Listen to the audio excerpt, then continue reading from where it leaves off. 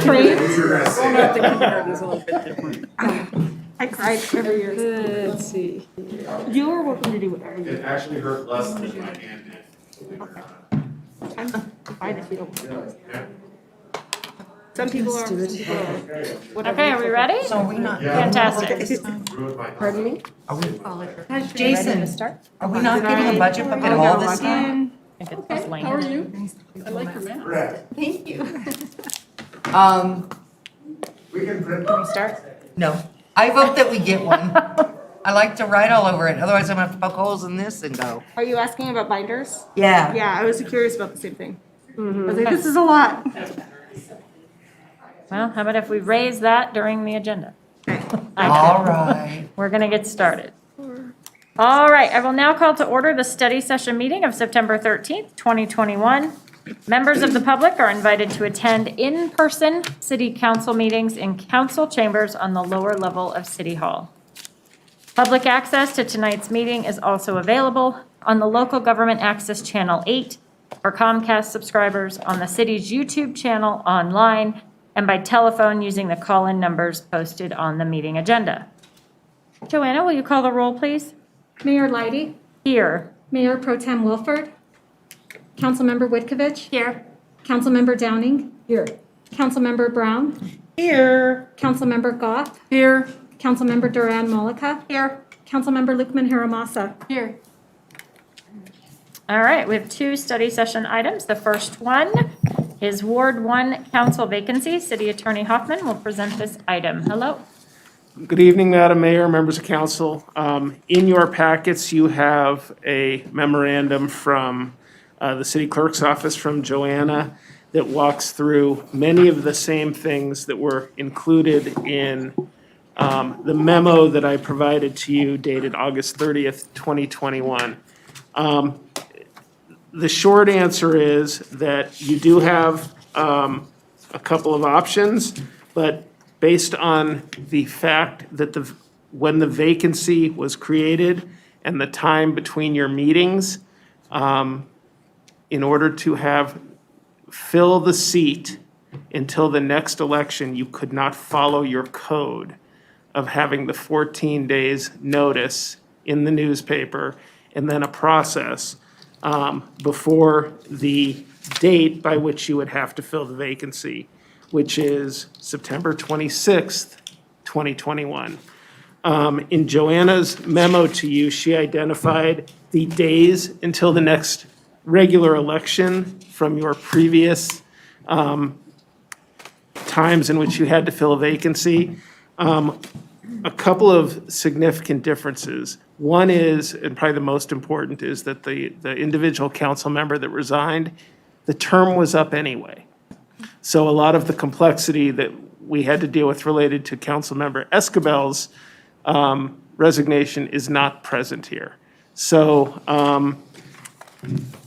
I'd open it up for discussion, but I think based on the timing, it's either to make the appointment to fill the vacancy, understanding that you wouldn't be able to follow the 14-day process in your code, or allowing the seat to remain vacant until the next election. Okay. I don't know where to find it on this. Senator Moore. Councilmember Brown. Here's my only question. It's probably off the wall. And Joanna, maybe you can keep me honest here. I'm under the impression that our candidate in Ward 1 has nobody running against him. Is it possible to bring him in early since there's nobody running against him and he's going to be elected, right? That way he gets his footing before the election or before, when do we swear in? Is it the first Monday in December? It depends when the election results are certified. Right, because, refresh me again, 2 weeks after, 1 week? It depends. I mean, for example, if there is a vote that needs to be recounted because of it's close, so there's no certainty as to when that date will be. Oh, Joyce isn't running this time. So could we extend an offer to have him start early, or is that totally not feasible?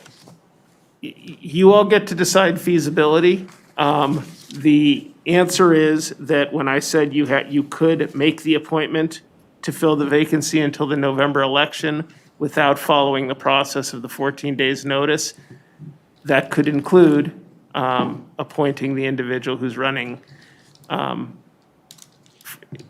that will be sworn in after the November election. So yes, the answer is you could choose to do that as a council.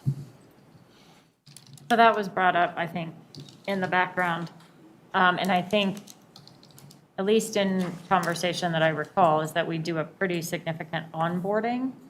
And so I would hate for someone new to be kind of sink or swim, but to definitely invite him to come and start attending council meetings, but possibly wait until we have other members that are onboarding at the same time. I think that also honors staff time, so they're not having to do it double in such a short window of time. I just hate from a public perspective leaving a seat open, considering we have done that so many times in the last 3 years. We haven't left it open. No, we haven't left it open, but it's been, you know what I mean, at meetings and things. So I understand. Yes. Thank you, Mayor. So I think that I was really looking forward to this discussion tonight to hear what everyone on council thinks. I do see where Becky's coming from, given the fact that, you know, we already know who's going to be filling the Ward 1 seat. And is it fair to have Ward 1 not have an equal voice at the table during this next couple months? I mean, it's just we're really talking about a small amount of time here. So I don't know. I'm open to multiple different ways of going about this, but I would like to hear other people's thoughts, especially Ashley. I mean, it's your counterpart over there and your residents in Ward 1. So, but I think that yeah, we have a lot of options that we could go with here, and I agree the onboarding could be difficult, although Shannon here has been fantastic in trying to keep up. So, I mean, I don't know if it's definitely, you know, cancels out that idea. Although it would be a busy couple months, especially the fact that we're having a really important budget conversation tonight. So, but does Ward 1 deserve to have equal representation when we talk about this budget? I'm just throwing that question. I can be the proxy. I can represent Ward 1. There you go. You could be a proxy. You would be a good one. Yeah, but you've got to represent the whole city. I'm just. Does anybody else want to weigh in? Oh, Councilmember Wikovich. Thank you. I had not considered Becky's suggestion. You know, I think that would also be a question for Nick to see if that's something that he would be willing to do or able to do. You know, because it's so soon, I was thinking I was fine with, you know, keeping it open because we're not able to follow our typical process and, you know, give others an opportunity. You know, I guess Ward 1's kind of at a disadvantage because we don't have somebody else, but, you know, Mayor is from Ward 1 and, you know, I believe that she would, you know, advocate for Ward 1 if necessary. But yeah, you know, I'm kind of open to it and I don't have any strong feelings one way or the other. Just coming into tonight, I was planning on, you know, voting to just leave it open. But Becky does raise a great suggestion. So I'm open to hearing what everyone else has to say. Councilmember Lupin Hermosa. Thank you, Mayor. The only thing I would think that we'd have to consider too is that if Nick were to take the spot, then that also leaves Ward 1 open on the CCPP board, and that has to be filled within 45 days as well. So that's something that I was going to throw out there that we should consider as well, and if Nick would like to do it.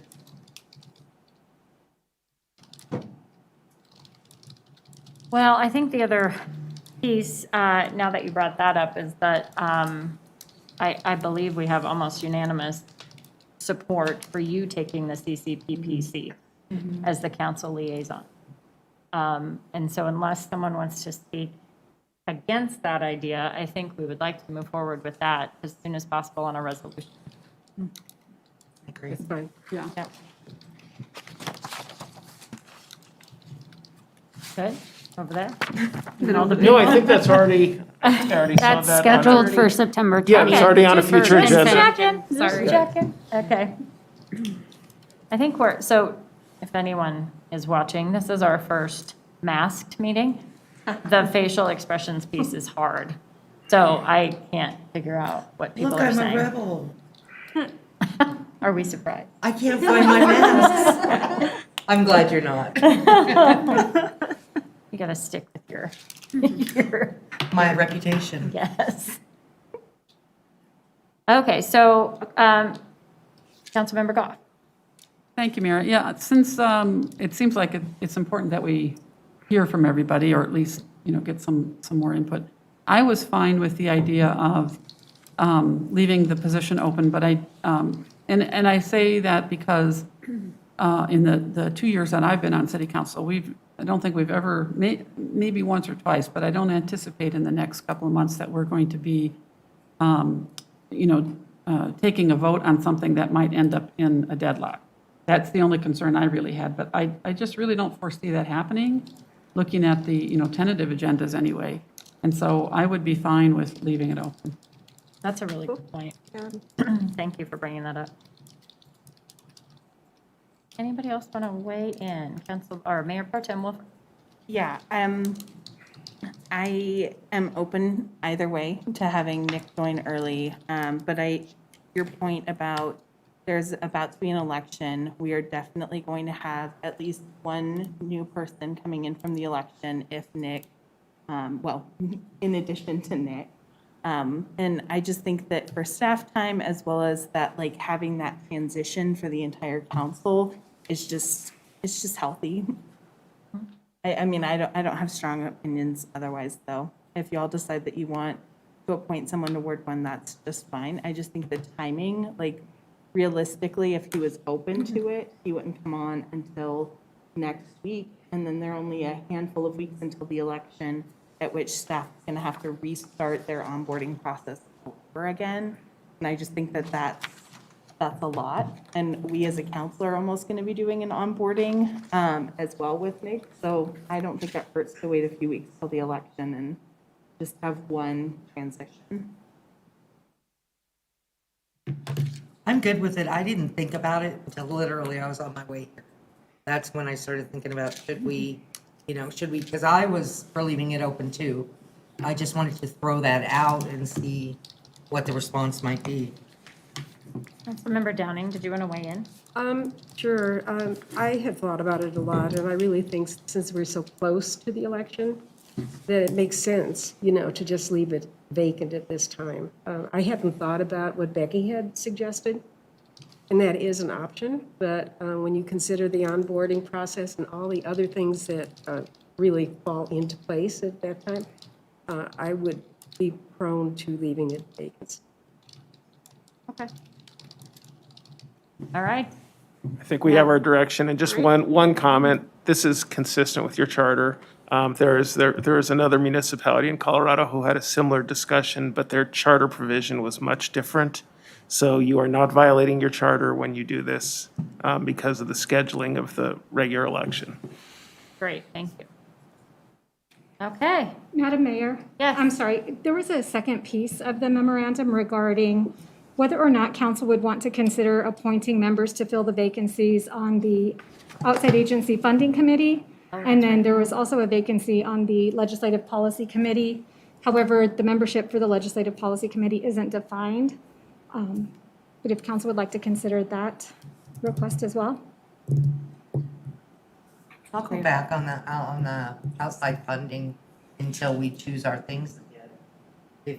If that's acceptable. Everyone good with that? Yep. And who knows, is there even going to be a meeting for either one of those committees? Yeah. Thank There- you. There will be? Volunteering. There will be for the Outside Agency Funding Committee. And I believe Legislative Policy Committee is scheduled to begin meeting again soon as well. September 27th. Okay. But since that number's not defined, I think we can hold off on that, and then when we revisit all of our stuff with a full new council, we can shuffle or not, but make final decisions then. Okay. Thank you. Sorry about that, Joanna. Okay, proposed 2022 operating and capital improvement budget. I think Jason's going to begin with the rationale behind not having a binder. And not having two screens. Oh, goodness. Just seemed to be a, So, good evening. I'm glad that I'm off to a roaring start. I have to have 8 of those binders by the time I leave, okay? 8 binders, And okay. I'm only That's have not very 6. sustainable. not very I'll bring my binder back. I won't go there. There are 2 copies tonight if the 2 that commented first would like them. Then we can I get don't need one. I like electronic get copies. You have 2 screens, and I'm gonna be looking over your shoulder. Becky wants Becky, it, you so, got it. yeah, go ahead. Yeah. Go ahead. You can share. You want it, Jenny? No, it's okay. Oh, Joanna has more. I don't have a chance. my iPad. Yeah, I wish I had 2, because I can't read it on my phone. I could have printed mine, but I didn't even think about it. I expected a binder. Ooh, you never knew your binders were that I threw it popular. away. I had no idea that the binders were that popular. Yeah, they're not for everyone. Seriously, I mean, And- we take notes in those all the time, so. Huh? We didn't get it much, did we? I would add to Mine, I Jason's guess, then. defense, though, on a serious note about the binders. Part of why we changed our approach last year was because putting the binders together is a significant amount of work for staff, Yeah. as well as paper loss. So by starting with a high-level overview and then really making sure we're on track with council's vision and goal alignment, strategic goal alignment, then we can go ahead and make sure we don't print the budget book twice, and we're being sustainable, which is a strategic objective of council's. So we hear you loud and clear, and I know I like paper too, and I like my budget binder, but that's why we've taken this approach that we have this year. So thanks for being flexible and patient with us. Do we have the work plan in here? The strategic plan, no, you don't have a copy of that. If you want a copy, there is a copy available on the website, but honestly, Councilmember Brown will point out what's in the budget that's tied to the strategic plan, so we're doing that work for you. So you don't need to cross-reference it, I'm anal. unless you really want to.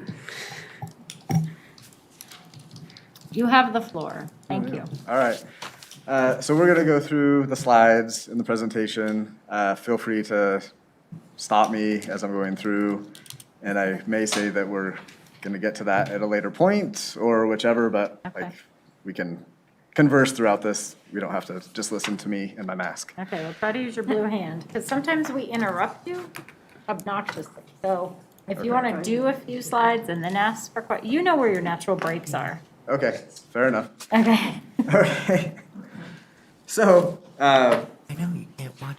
I think we've established why we're here and what we're going to talk about at this point in the 2022 budget, a proposal that staff is presenting to council. So this covers our operating and capital budget, both for 2022. And so the budget, as you all know, is informed largely by the strategic plan, largely influenced by the conversation that we had February 27th in our strategic planning session with council this spring. So hopefully you'll see those connections throughout the budget as we go through revenues and expenditures at a high level, connecting things to our vision and goals. And then, of course, getting into some of the more meaty things, personnel, capital improvements, and our long-term obligations. So I could spend probably about 90 minutes on this slide, but we're not going to do that.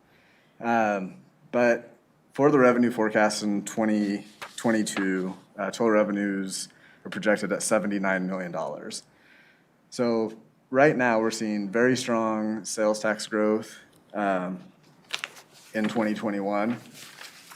We're expecting that to continue at maybe a little bit more modest level than we've seen through July at this point, because right now we're up about 25% versus the prior year. Of course, last year was not a good year on sales tax, so we'd expect to see some positive numbers there. We are, however, 14% higher than we were in 2019. So annualized, a couple of years worth, around 7% per year, which is much greater than 2016 through 2019's growth, which was hovering around 2.5%. So a couple of things that we're seeing on the sales tax front at this point. Probably the most significant one is going to be the online sales tax. So through the pandemic, more and more people are shopping online and having products delivered to their homes, and we're seeing that in our revenue. Online sales tax, we consider to be kind of the out-of-state tax, or out-of-state remitters, and even out-of-city to a certain degree that are in Colorado. That's up 50% year over year. So that's a huge jump in that category of location.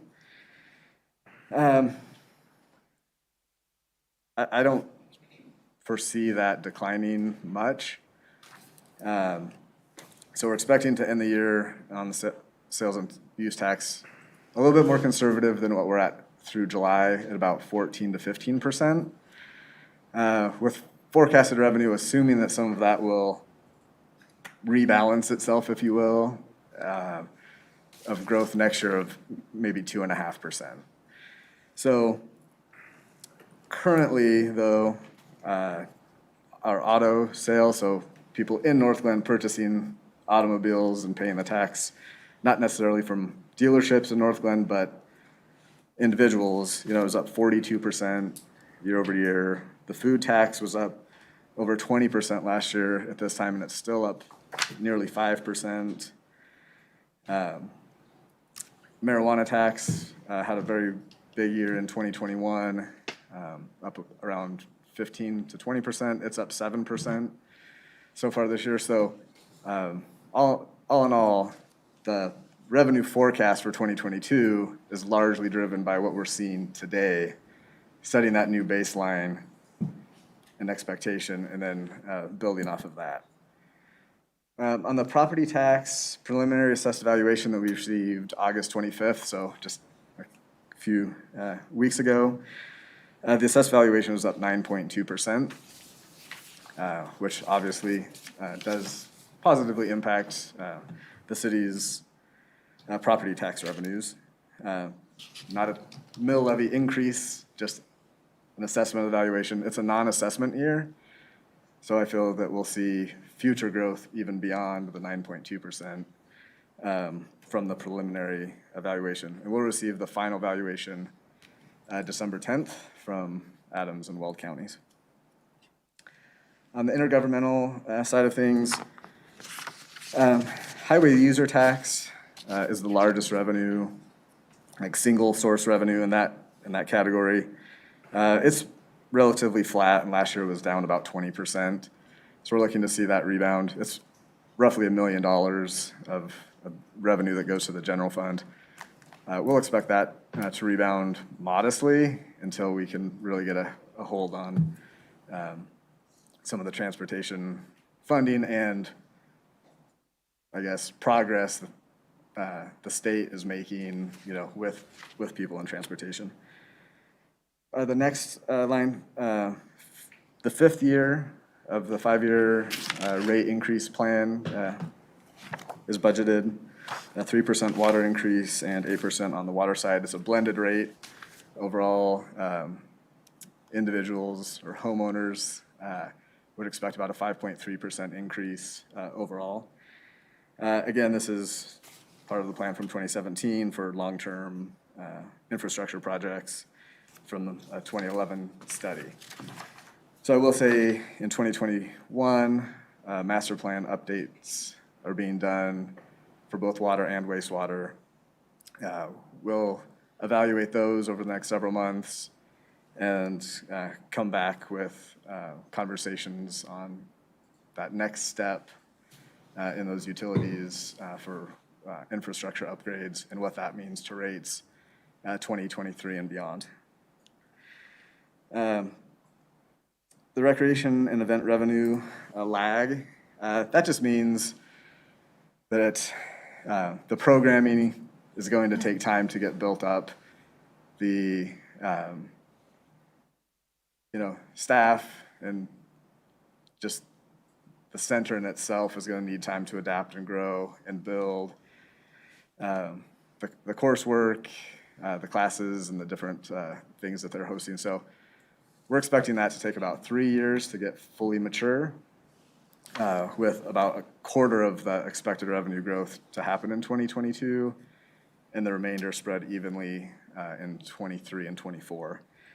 So when we talk more about additional expenditures, it'll kind of tie it together with that lagging revenue.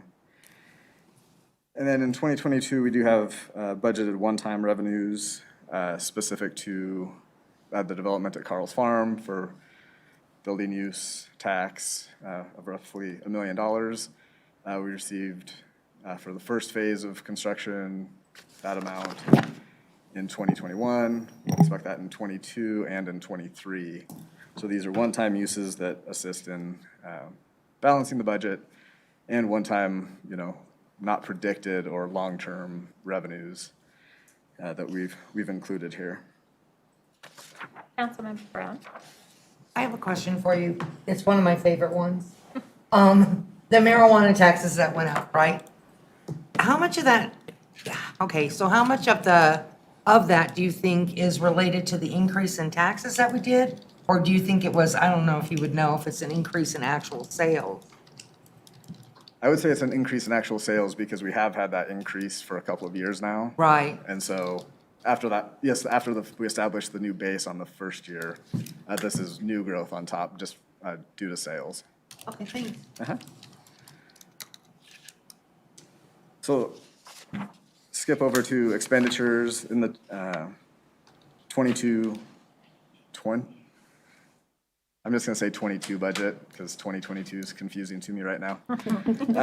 So in the 22 budget, expenditures are $103 million total. So that includes long-term financial obligations, capital projects, and what have you. So a couple of key things here that I'll point out.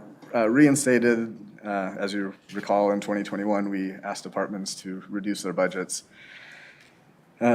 due to the uncertainty of the pandemic. So we're reinstating those reductions. That's mainly to training, travel, type of expenditures. The total of that is around $180,000 that were requested to be added back. And I think we had originally reduced by over 400,000. So we've identified some savings by going a little bit weedy as staff into the budget and found a few $100,000 of savings. Next thing, as we align things with the strategic priorities and plans, future additional spending has been evaluated against those to make sure that we're identifying those priorities, service expectations from conversations that we've had, and then again, capital projects. I would say highlighting those on the service expectations, you'll see some additional staff being brought in public safety for our parks group, our traffic units, and so trying to address a lot of those areas that have come up throughout the year from staff and council level. And then on the capital projects, we'll touch on this a little bit later, but I'll just highlight, over $12.5 million worth of roadway projects are slated for 2022, over $1 million worth of parks projects, and then of course, large project, over $17 million as part of the Civic Campus project, that second phase, of which we don't expect we'll be spending $17 million in 2022 on that project, but it is budgeted so that we've identified those dollars. Jason, Councilmember Brown. You know I love budgets, right? Yes. I got a job budget, so I'll be entertained by other things. The $12 million that we have set aside for the roads, Yes. that's outside of what we're planning on using from grant money on the roads, right? Or funding, federal funding, or any of our other. So that's inclusive of everything. So that includes $6 million of federal. It does not include the $3.5 million for the water line project. Yeah. With Huron. So 12 to $15 million, that's all in major projects, which we'll touch on. 120th, 104th, Huron, about $1.1 million in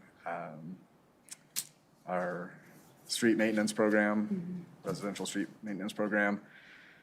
I'm just gonna throw one thing out, okay? The last time we talked about budget, we talked about, because our general fund was doing so good. We talked about pulling from the general fund and hitting more of our roadways.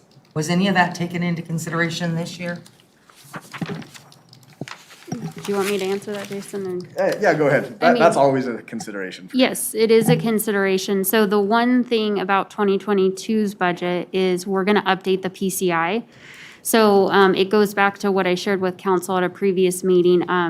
Right now, we've been working on a 5-year plan to address our roadway infrastructure based on the current PCI assessment. We're going to update the assessment in 2022, but after we complete all of the roadway projects that are included in the 2022 budget, we will have completed that 5-year plan in 3 years. So what that means is we've been able to take advantage of opportunities to leverage funding and get the road work done sooner. So after next year's assessment is done, council will be able to have a discussion about what the next phase of priorities look like. And if you want to allocate additional funds in out years starting in 2023, you'll be able to make those decisions next year. Okay, and what month is that usually done? Or is it a 3-month period, 6-month period? Kent, what time frame did we have the last PCI assessment done?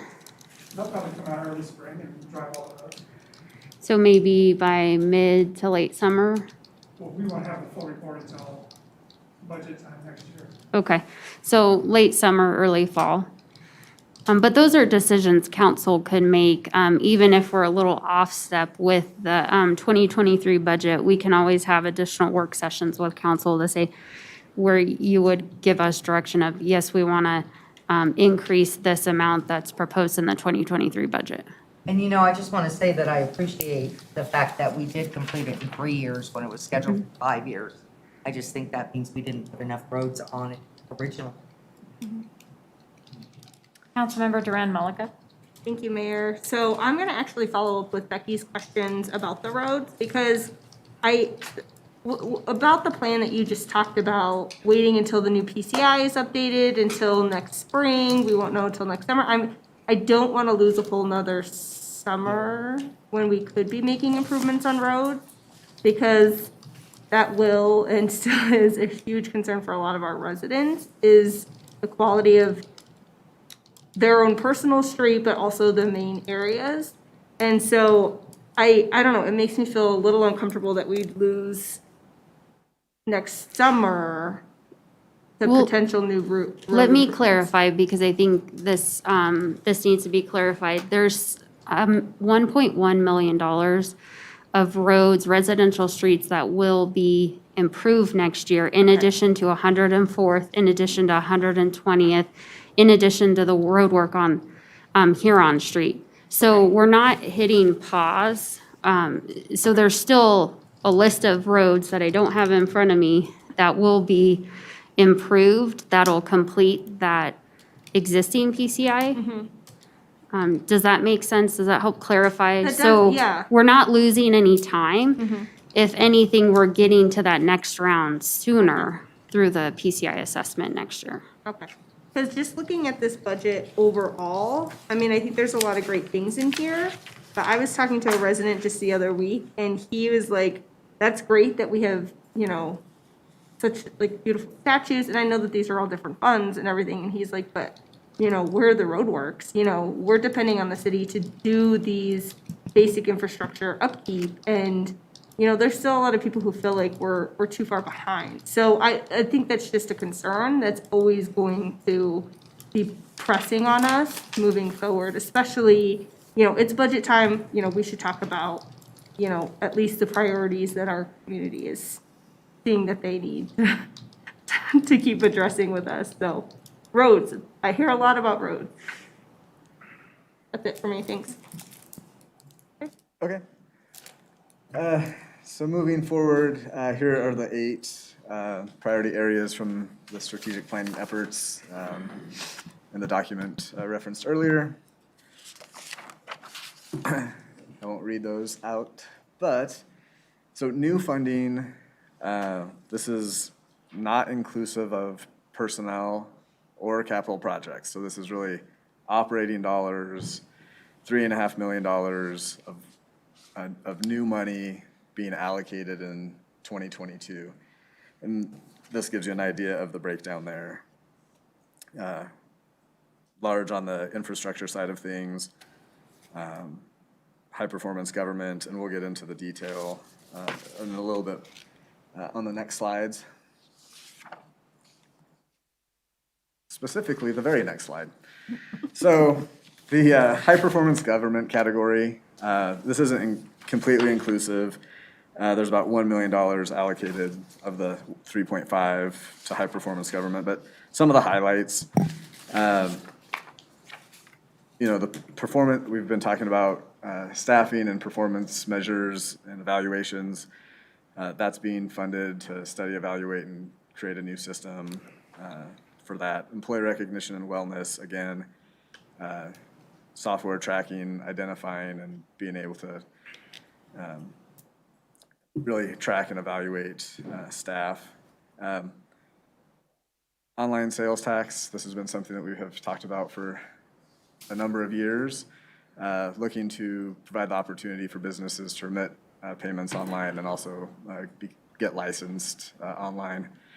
And interactive voice response, this is in response to customer service oriented situations where there's still many people that call in to pay a utility bill, and this is limiting the hours that they're able to call in. So whether people are, we're still going to push and support, you know, setting up recurring payments or online payments and pushing people to use that online service. But for those that like to call in on a monthly basis and make payments, this will allow them to do that at all hours of the day and not have to be working 8 to 5 on getting a bill paid. So an update there. On the recreation operations side, that is just overall operations, new programs, utilities, kind of all the things that it's going to take, not from a staffing perspective, but just operations, new operating dollars for the rec center on an ongoing basis. Is that broken down in We do have some details on that, yes. Councilmember Duran Malika. I just had a quick question about the slide. So under fund, so let's look at performance evaluation. It says general water and wastewater. How is the water and wastewater fund contributing to performance evaluation of staff? We have staff that get paid from all of those funds. Oh, okay. Yep. So we'll allocate portions to those funds. okay, that's Yeah. helpful. Thank you.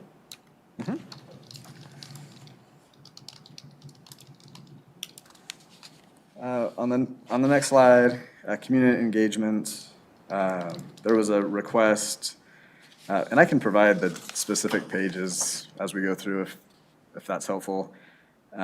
Performance evaluations on page 127 of the packet.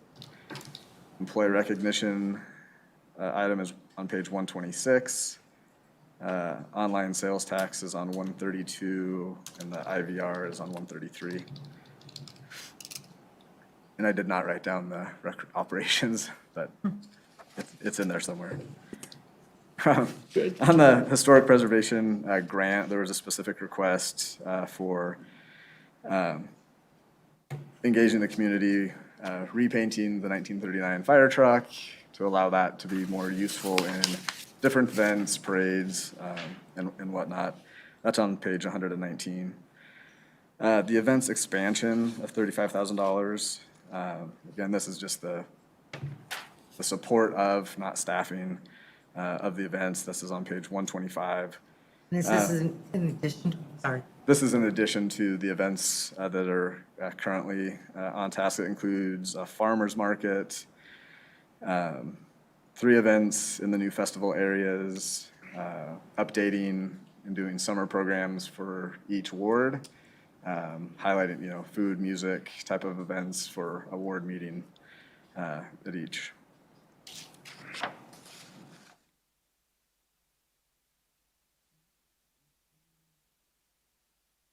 So on the public safety slide, a lot of that are things that we have discussed. The crisis response unit, I think you're all well aware of that. Staffing, page 120 of the packet has that in a little bit more detail. The community co-production policing operations, there's some dollars there for outreach and branding at events to kind of get the word out, engage the community and public safety efforts through that group. Vehicle replacements, $566,000. We spoke about this in the ARPA discussion. We're adding an extra $323,000 to utilize the ARPA funds to help keep up with the actual needs that were postponed or slowed in 2021 for vehicle replacement for public safety. And then the dispatch with Adams County, they're estimating increases that amount to a $43,000 increase for 2022. And then there's some details on that on page 149. Then on page 148, crime prevention through environmental design. That's a project to study how environmental design helps, as the kind of states, prevent crime, and utilize that study through this civic campus and EV Rains through the tunnel. So, Councilmember Downing? Jason, can you elaborate a little more on the AdCom IGA? That 43, that's our percentage That is our percentage increase. increase. So what is the To us. total request that AdCom is actually asking?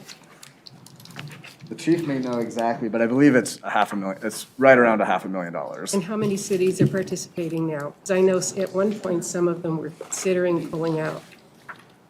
Let me pull that up.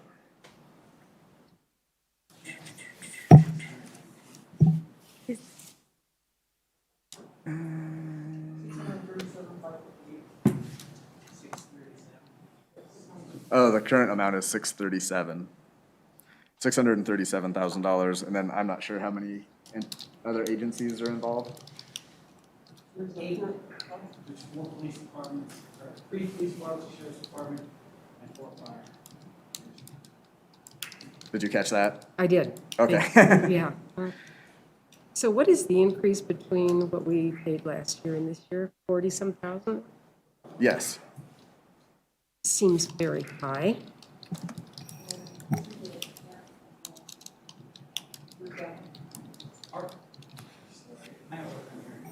Ours is the least, actually, our percentage is one of the lowest percentage unless you're the public. So, I want to say it's what, 7% of the total?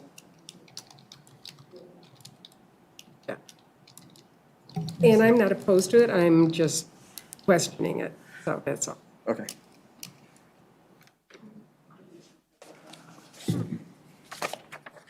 Pardon? Is there anything else that you want to mention on that? That's it. Okay. All right. 17, 18. Okay, housing opportunities. We're currently going through the comprehensive plan project. There's going to be some carryover from that project of about $20,000 that will carry over to next year. And specifically, housing opportunities, those safe-built fees, those are not increases to rates. That's in response to Carl's Farm. There'll be more building permits issued, more all of those things. So we have corresponding revenue attached to that increase, but that is an expenditure increase as they're evaluating those housing units. Can you elaborate on that? Because I didn't really quite understand. So the third-party safe built, we pay for their services. So we'll collect a corresponding revenue. What are we paying them for? Building services, so permit review, plan reviews, electrical permits, down the line. Inspections. We pay them and then we recoup that money? Is that what you're They saying? get a portion of the fees that are charged. I believe they collect, we retain 25%. And is that to be able to is that freeing staff up so they don't, we're not doing the permits ourselves, or? No, this is because there's a significant workload coming online with the vertical construction that's underway at Carl's Farm on the residential side of things. I can't remember how many units off the top of my head, Brooke. 288 units and 250 multifamily units. I just didn't know how that process worked. We Yeah, haven't so- done anything like that. So there's going to be an increase during construction because of these units, and so you've got to have the building services, as Jason described, to help support the quality construction. Okay, thank you. We just haven't had anything that big. Yeah, it is big. Yeah.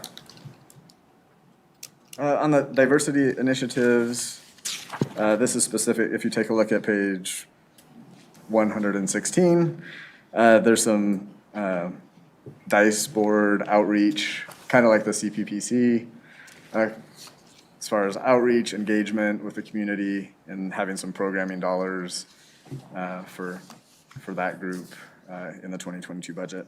Is that additional or a new? That is something that hasn't been budgeted, along with the 10,000 for CPPC. That there's new groups, no budget dollars, so these are brand new dollars. We had funding, we have money budgeted in this year's budget for diversity training and some other steps that we've taken in working with CPS HR. So ultimately, this will end up being a decrease in terms of that amount for next year. Okay.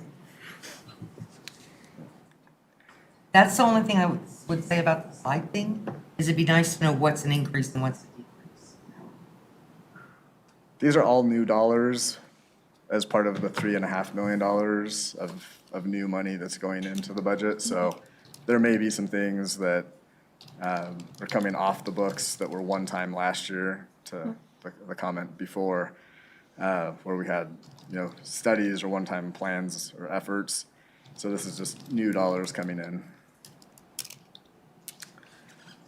And then on this last strategic planning priority, infrastructure, again, this is more of the small items. This doesn't include the big capital projects.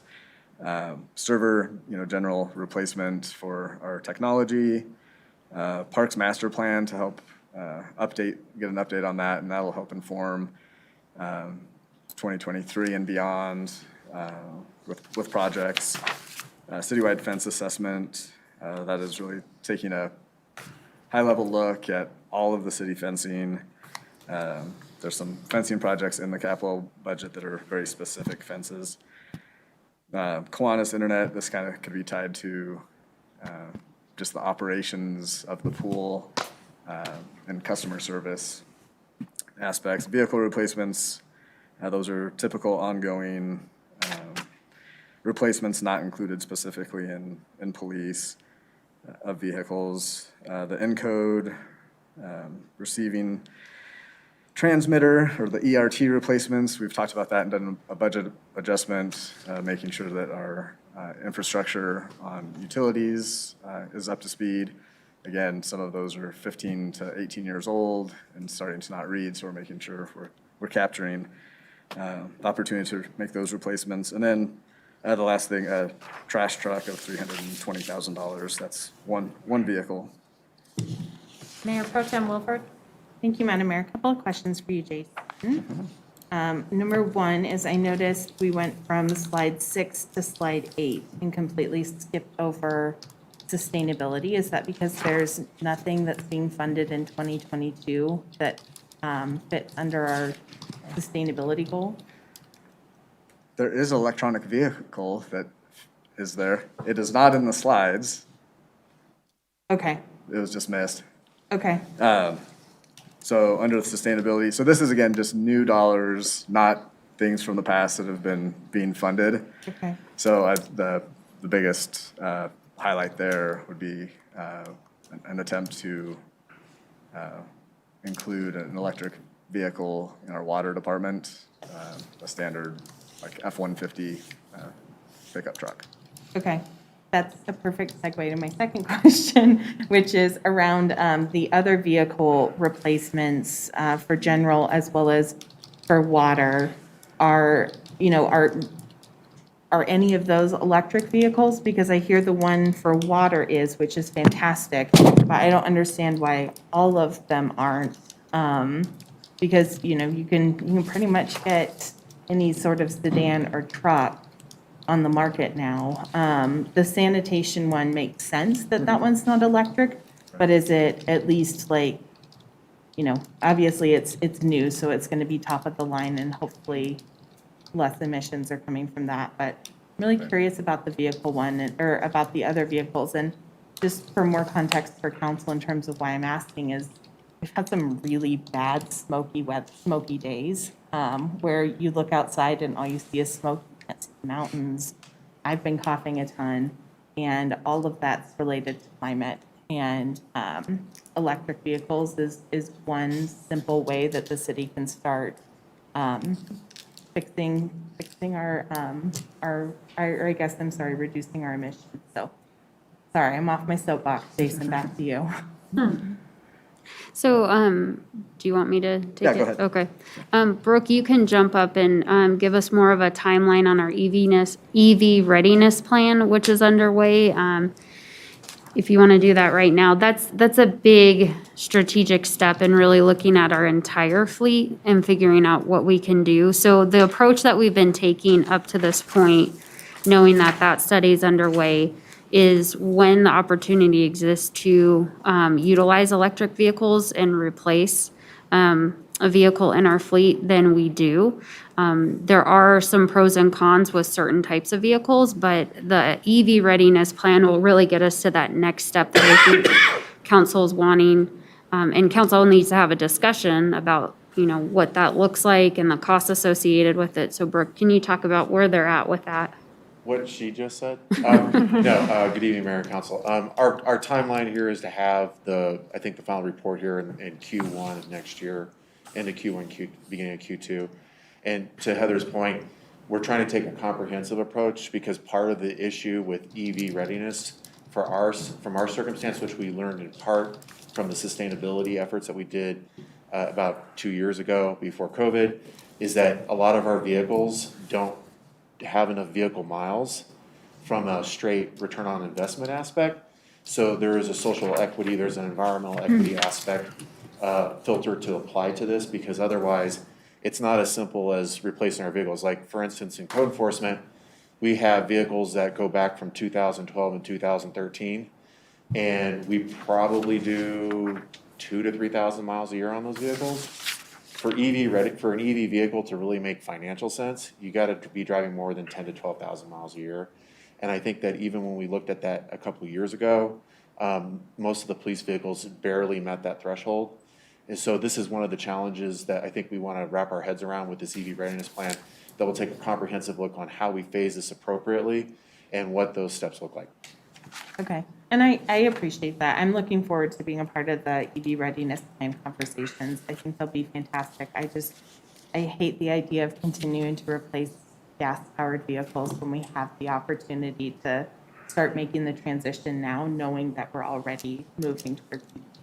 So, thank you. Councilmember Duran Mullica?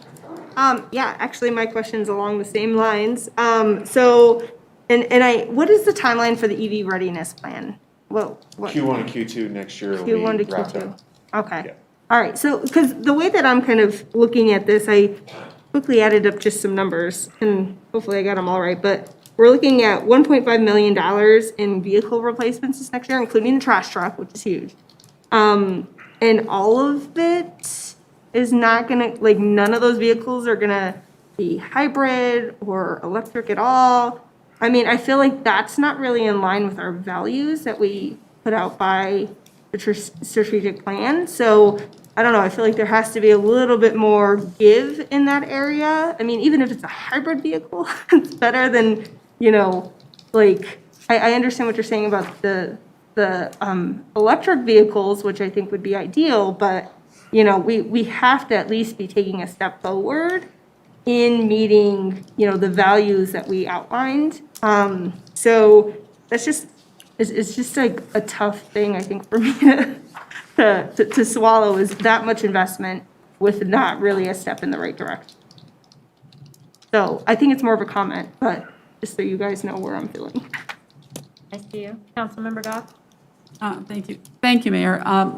To follow up along with all of those, I mean, I agree with what both of my colleagues here have said.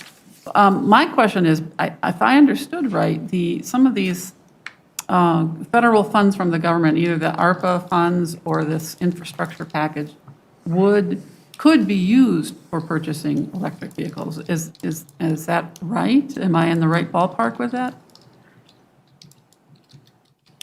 Yeah, that is accurate. I think one thing that we can do is we can flip ahead to look at the vehicles that are being replaced, if you'd like.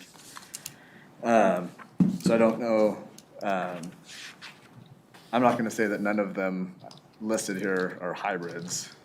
I'm not sure, I don't remember the number of vehicles, but I can pull that up and we can talk about it if you want.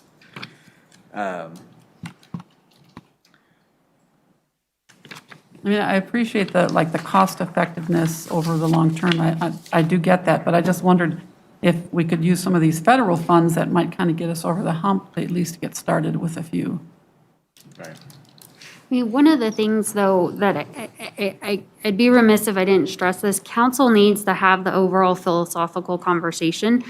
You do have the guiding value in the strategic plan, which is sustainability, but you have not had the philosophical conversation of answering the question, do you want to convert our entire fleet to electric vehicles? So that's part of the step with the EV readiness study, is to say, okay, council, this is what you can do. This is what it'll take funding-wise. So we have been making the effort to try to do that in between with hybrid vehicles, doing the research when we've been asked, going back to last year when we received a question about, I think it was police department motorcycles, in comparison to what other communities have done themselves. We just recently, information was shared by a couple of you about what a couple other police departments are doing. So I would caution you, because my interpretation as manager is I have not been given direction to fully electrify our fleet. So once you have that conversation and we present you with the information that you need to have to make that decision, then we can go the next step. But that's why we've been operating in the manner that we have been. And Jason, before you move to vehicles, Councilmember Brown has a question. She's jumping out of her seat. Is it possible, since we're not in a place to fulfill our decisions on the electrical vehicles, right? Is it possible not to replace these cars until after we have the conversation? So we're not putting more gas-powered cars or even hybrids at that point on the road? And then that next year, pick it up and purchase more? What risk are we at by not replacing the vehicles that are scheduled to be replaced? So I think So I'm not in charge of vehicle replacement, but I do know that it's important to get orders placed early in the year to be able to fulfill our needs, like by the end of the year. So it's not as if very often we just are like, hey, we're gonna buy a car, and we go down to the lot. Well, I get that. So, so there's some risk there as far as waiting. The vehicles, are typically, identified by our fleet staff as needing replaced. They have a scoring system, 1 through 15. And they're recommended for replacement at, when they hit a 10, as far on the ranking system. All of these vehicles that I can see are, 13s, 14s, and 15s as far as needing replaced. So I can't speak to every unit as far as what their wear and tear and the maintenance and things are, but there is some risk in delaying that for purchasing and the timing, and then Heather, inflated can you get costs. us additional information? I can talk with staff and we Yeah. can bring that back if prior we- to budget adoption and see if that's an option. Yeah, so that we can see, to me, if we're not driving 12,000 miles a year in our cars, which you said even the police department isn't meeting, one more year isn't gonna kill them. And then that gives us a chance to get this research done and appropriately disperse the money the next year based on the knowledge that we have. That's all I'm asking, is for a review of it, the possible risks of not doing it.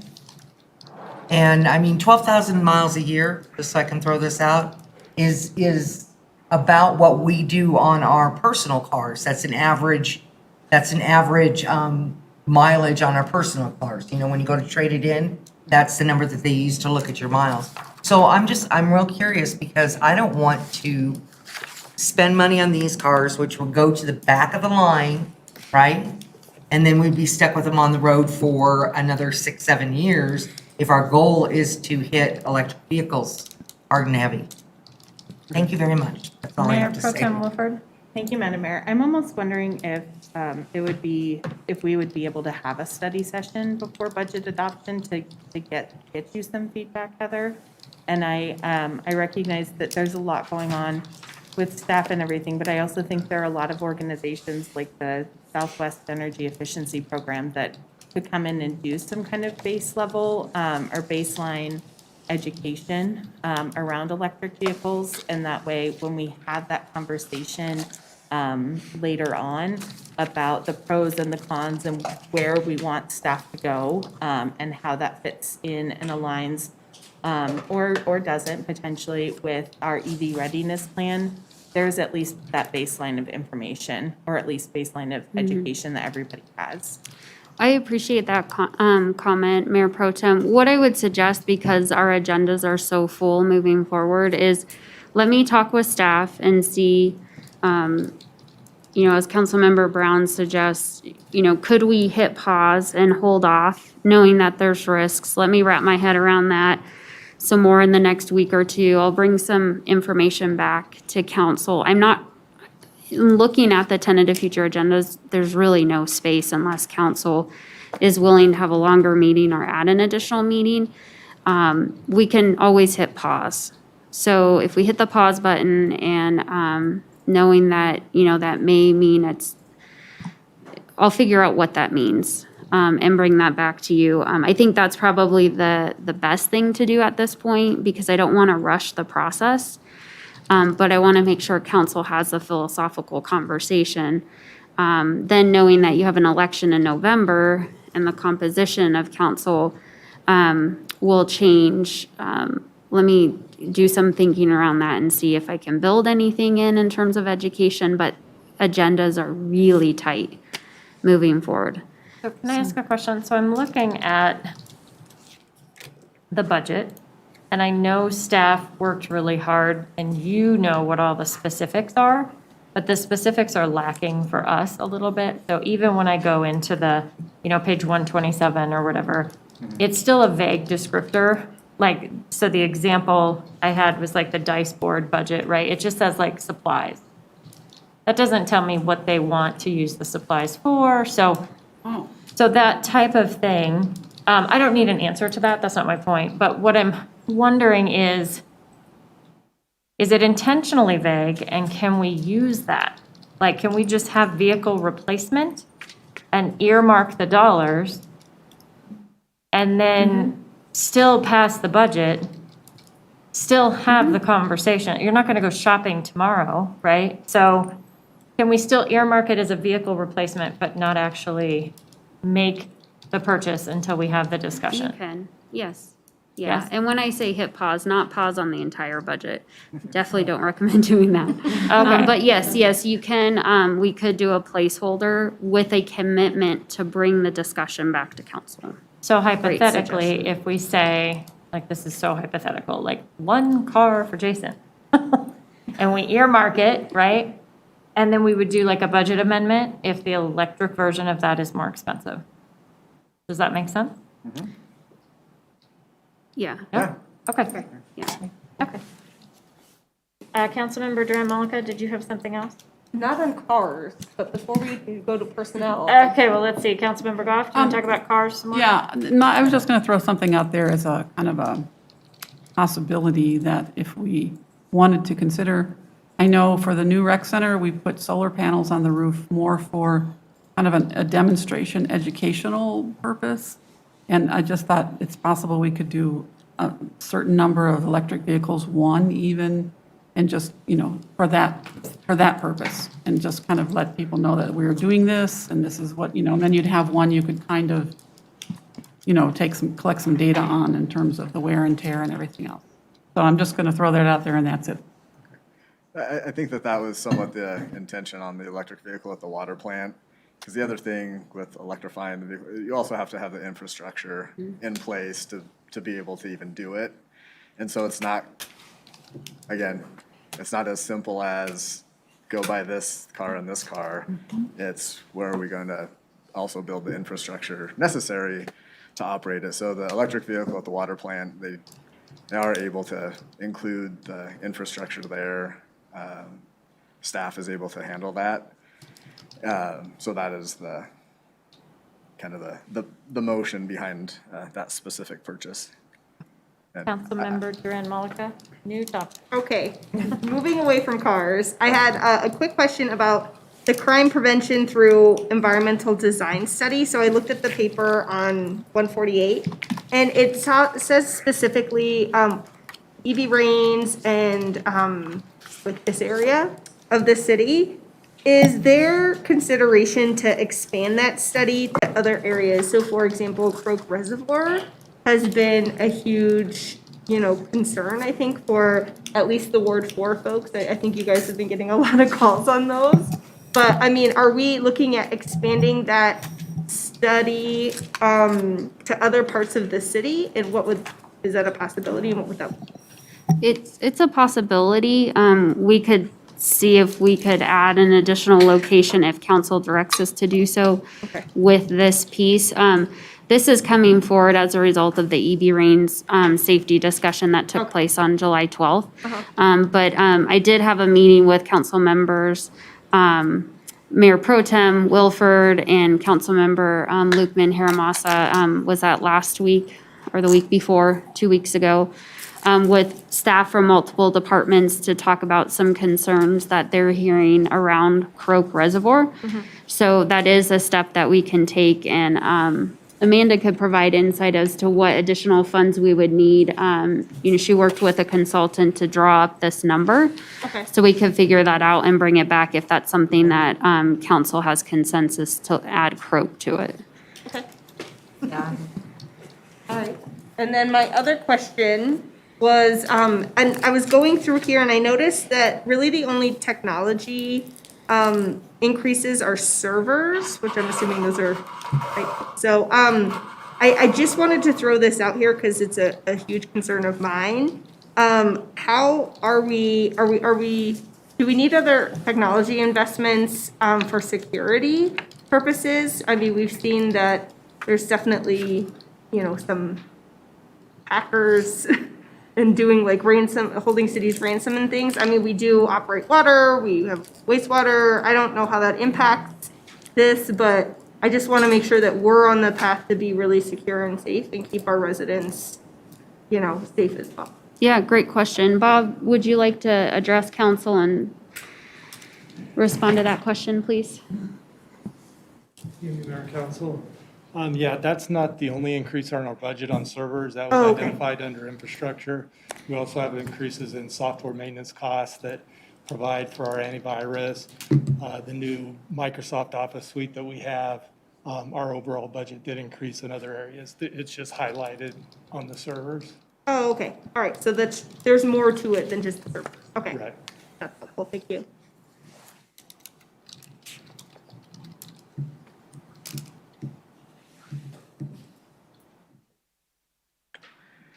Are we good? All you. All right. I can list the vehicles if we want, but we don't need to circle back there. No. Sounds like we'll bring that forward again some other time. Yeah, forward. So, moving into personnel. Let's see, a couple of things I want to highlight. You can see on the slides, personal budget increase to being proposed 328 full-time equivalents. A 3% merit increase for the non-sworn. That totals about $312,000. The cost of that is $312,000. On the sworn officer side, 2% market and their officer steps. They're on the accelerated step program. That totals $175,000. And then this year, health insurance increase of 1.5%, which was fantastic. 2021, we had a 10.5% increase. So very thankful to see a 1.5% increase. So our total personnel budget is $29.3 million. Split a couple of the major categories. Total salaries $22.2 million. Benefits run about $4.9 million. And then our contribution to retirement, another $1.9 million. So that really makes up that total $29 million personnel budget for the year. So on the additions to FTE, you can see here a list by department. I've highlighted a couple of things here that were actually added in 2021 through conversations that we've had with the grant programs, the pilot program for the crisis response unit, those 3.5 FTE. Actually, it's going to be 4 when we increase the community resource navigator position to full-time. And then additionally, 4 police officers through a COPS grant that was awarded. Those have been added to the list in 2021, but I wanted to highlight them here as part of the 2022 budget, as we'll see those expenditures in full effect next year. Mayor Pro Tem Wolford? Yes. Thank you. Going back to the last slide, under staffing additions for police, can you talk more about the need for an additional custodian? I'm just curious, like, yeah. we've had that building Yep. now for, I think, almost 2 years, and there hasn't really, I don't know that it's had the level of use that perhaps we'd love to see, given COVID, so can you talk more about that? Sure. So we currently outsource custodial services. We do have one full-time custodian, but then we outsource like the real knitting, down and dirty cleaning, I think 3 times a week. It was determined by the police chief that we would be better off to have somebody full-time. So we're removing that contract with the outsourced organization and replacing it with full-time FTE. Okay. Got it. Thank And you. that's for quality control purposes. We've had some issues that, certainly Chief can speak to them, but issues with the quality of the contract services that I think we can better address and provide a consistent approach if we have it in-house. Okay, that makes sense. Thank you. Councilmember Brown? What's the price difference? Is that additional funding? Is there additional funding for having our own custodian? Or is there a reduction actually in what we've been paying? I'm just curious. Say again, Commander Waltz. It's an equal trade. Okay, Yeah, cool. so not additional dollars. Before you move on to the slide, I will put my hand up and ask a couple other questions. Councilmember Brown. We had talked earlier, either closer to the end of last year or earlier this year, about justifications, so we understood what the justification is on some of them. I don't care about, it's not that I don't care.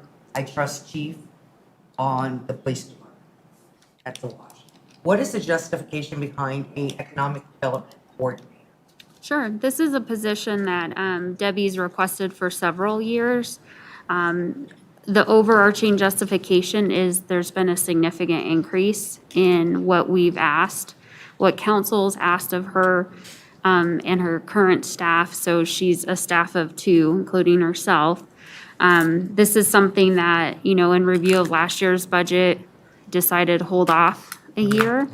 They've done tremendous work in terms of our COVID-19 response to businesses and through the grant programs. That will continue. That's a piece that we need to bring back to council, that allotment of just under $1 million that you have slated for business support and resident support through ARPA funding. So as Debbie and I have spoken, she's at a point where she can't continue to provide the level of service she's providing to our businesses, that real one-on-one personalized touch that she and Shannon are able to provide to our businesses that other cities don't provide, given their size. And so this is a position she needs. There's also quite a bit of work ahead of us in terms of the civic campus and continued work with Northglenn Marketplace, as well as the commercial element of Carl's Farm. So, and then moving forward, there's going to be continued redevelopment opportunities. Nura purchased the Washington Street property. And so, based on our review, and certainly Debbie, you can come up and, add in if I've missed anything. She's at a point where she and Shannon can't continue to provide that quality, high level of service that they provide to businesses and absorb the growth that's ahead. This is not meant to be offensive to Debbie or Shannon at all, but this goes back to the conversation that we had the last time we talked about budgets, you and me, on how in the past the directors shared with us what those issues were and what they were experiencing, and they provided examples rather than just going, I need a new person. I trust that Debbie needs a new person, but we're not getting all the details unless we ask them for who, what, where, when, and why. And we shouldn't have to come back and we shouldn't, we all have great questions, right?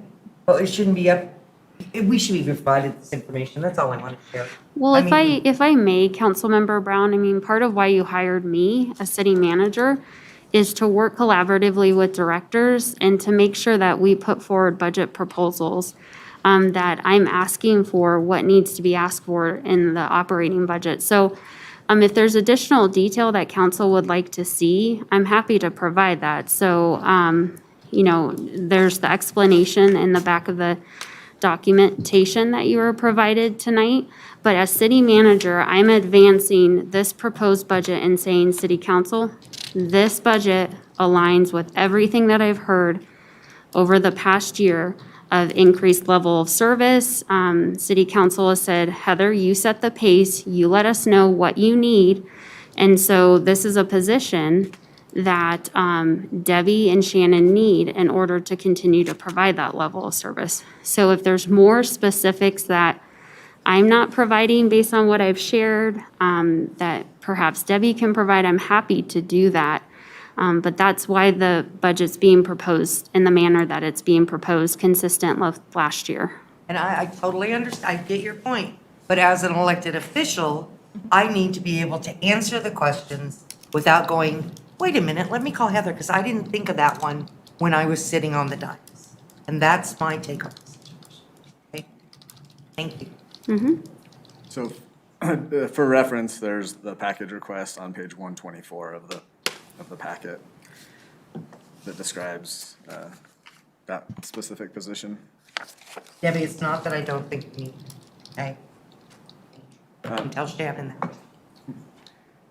Also, to your point, the seasonal events coordinator, that ties in together with adding events. They're also max level of capacity. In order to provide those, they would need a seasonal for those event-heavy months to help support that program. The package request there is on page 125.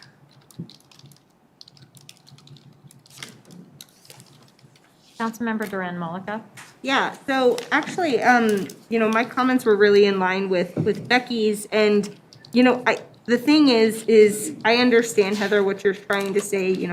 We've asked you to be a leader of this organization and come forward with the budget, which we appreciate. I think that this is a great discussion that we're having, but you are asking for a significant number of staff additions that we're typically not used to. It makes me a little nervous. And so I think that is why I'm definitely looking for more information about the justification for each one of these. And also, and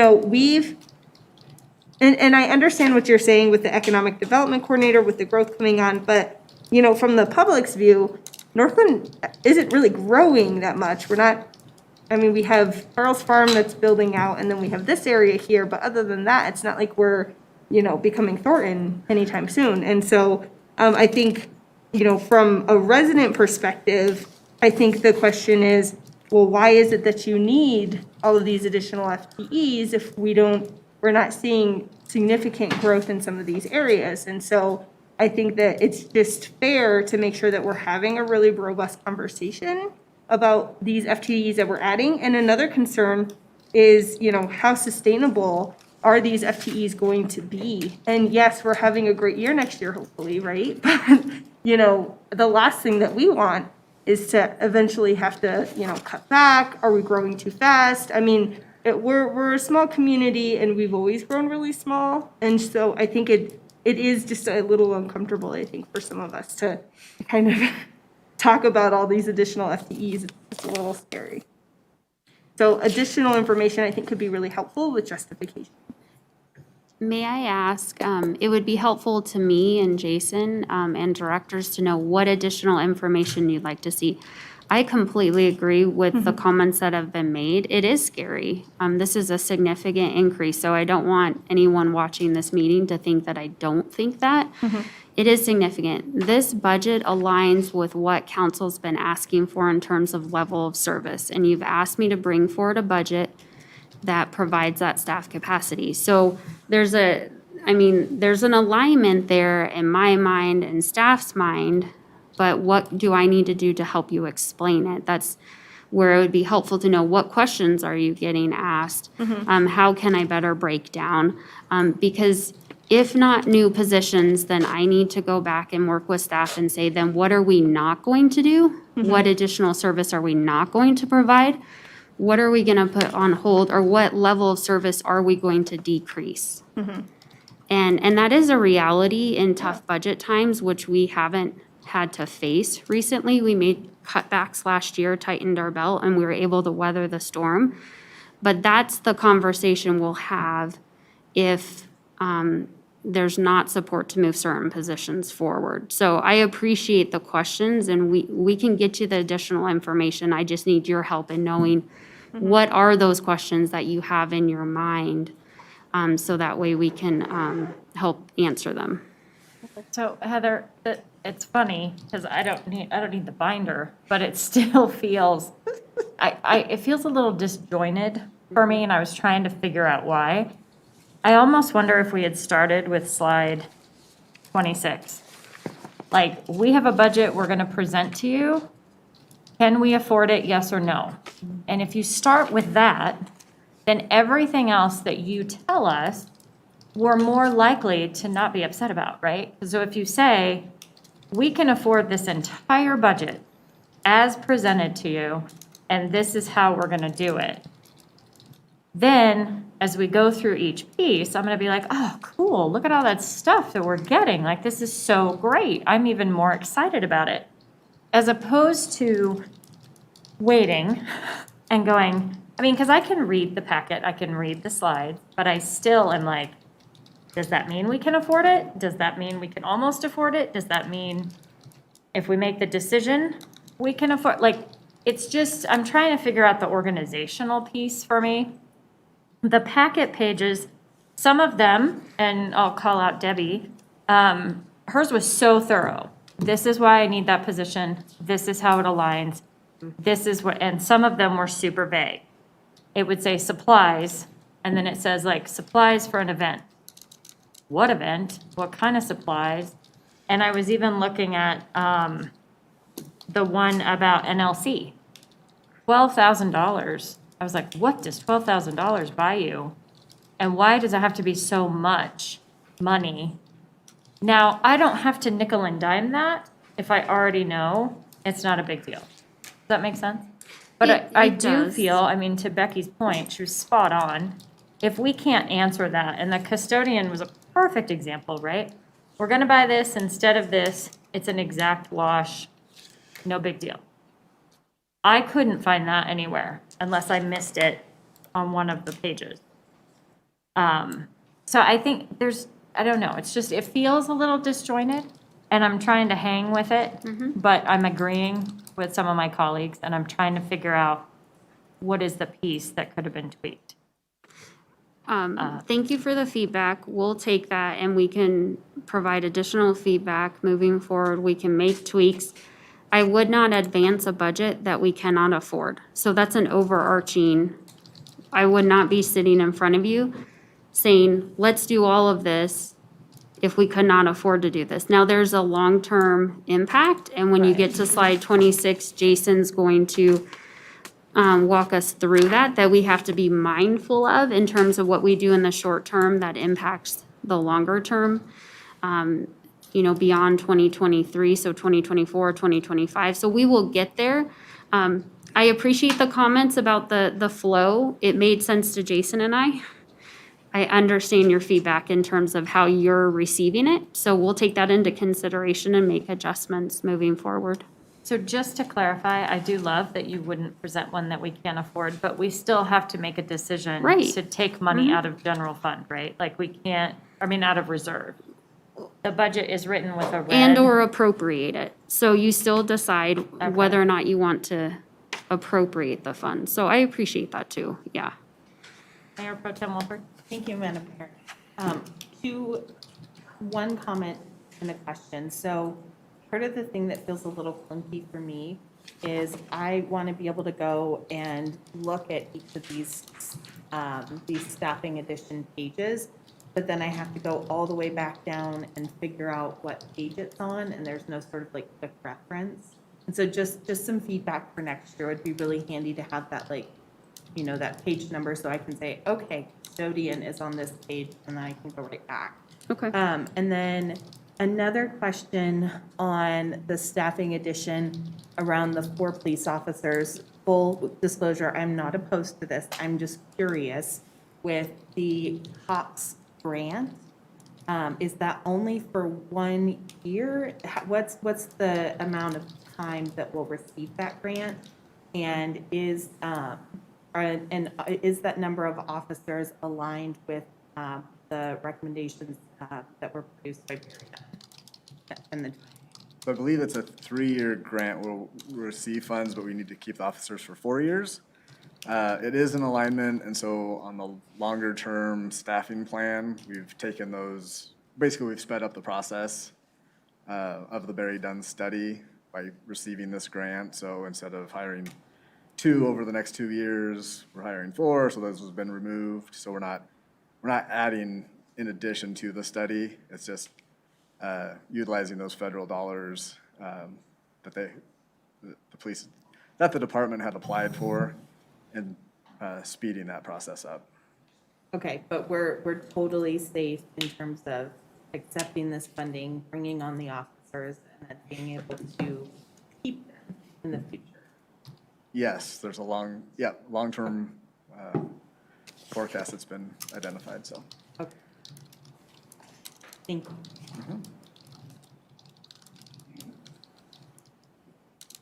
So on the next page of staffing additions, if you want to touch on those. Parks, Recreation, and Culture, the majority of those are part of the new facility, and their increased programming, specialized fitness instructors, some various part-time programs. You will notice 3 additions to park maintenance worker and a park ranger. One seasonal park maintenance worker was reduced out of the budget to accommodate filling it with a full-time position. Seasonal positions have been very challenging to fill. And so strategically, from the parks perspective, was to make that a full-time position. So that again was a wash, one of the positions. The 2 additional is in response to conversations that council has been having regarding E.B. Raines Junior Memorial Park to be able to support and provide the service that has been discussed. And then on the public works side, civil engineer and the municipal service worker specific to streets, those are to help support the traffic calming projects that we have going on and the Connect Northglenn projects that we have going on. So again, those are in response to feedback the staff has heard from this council.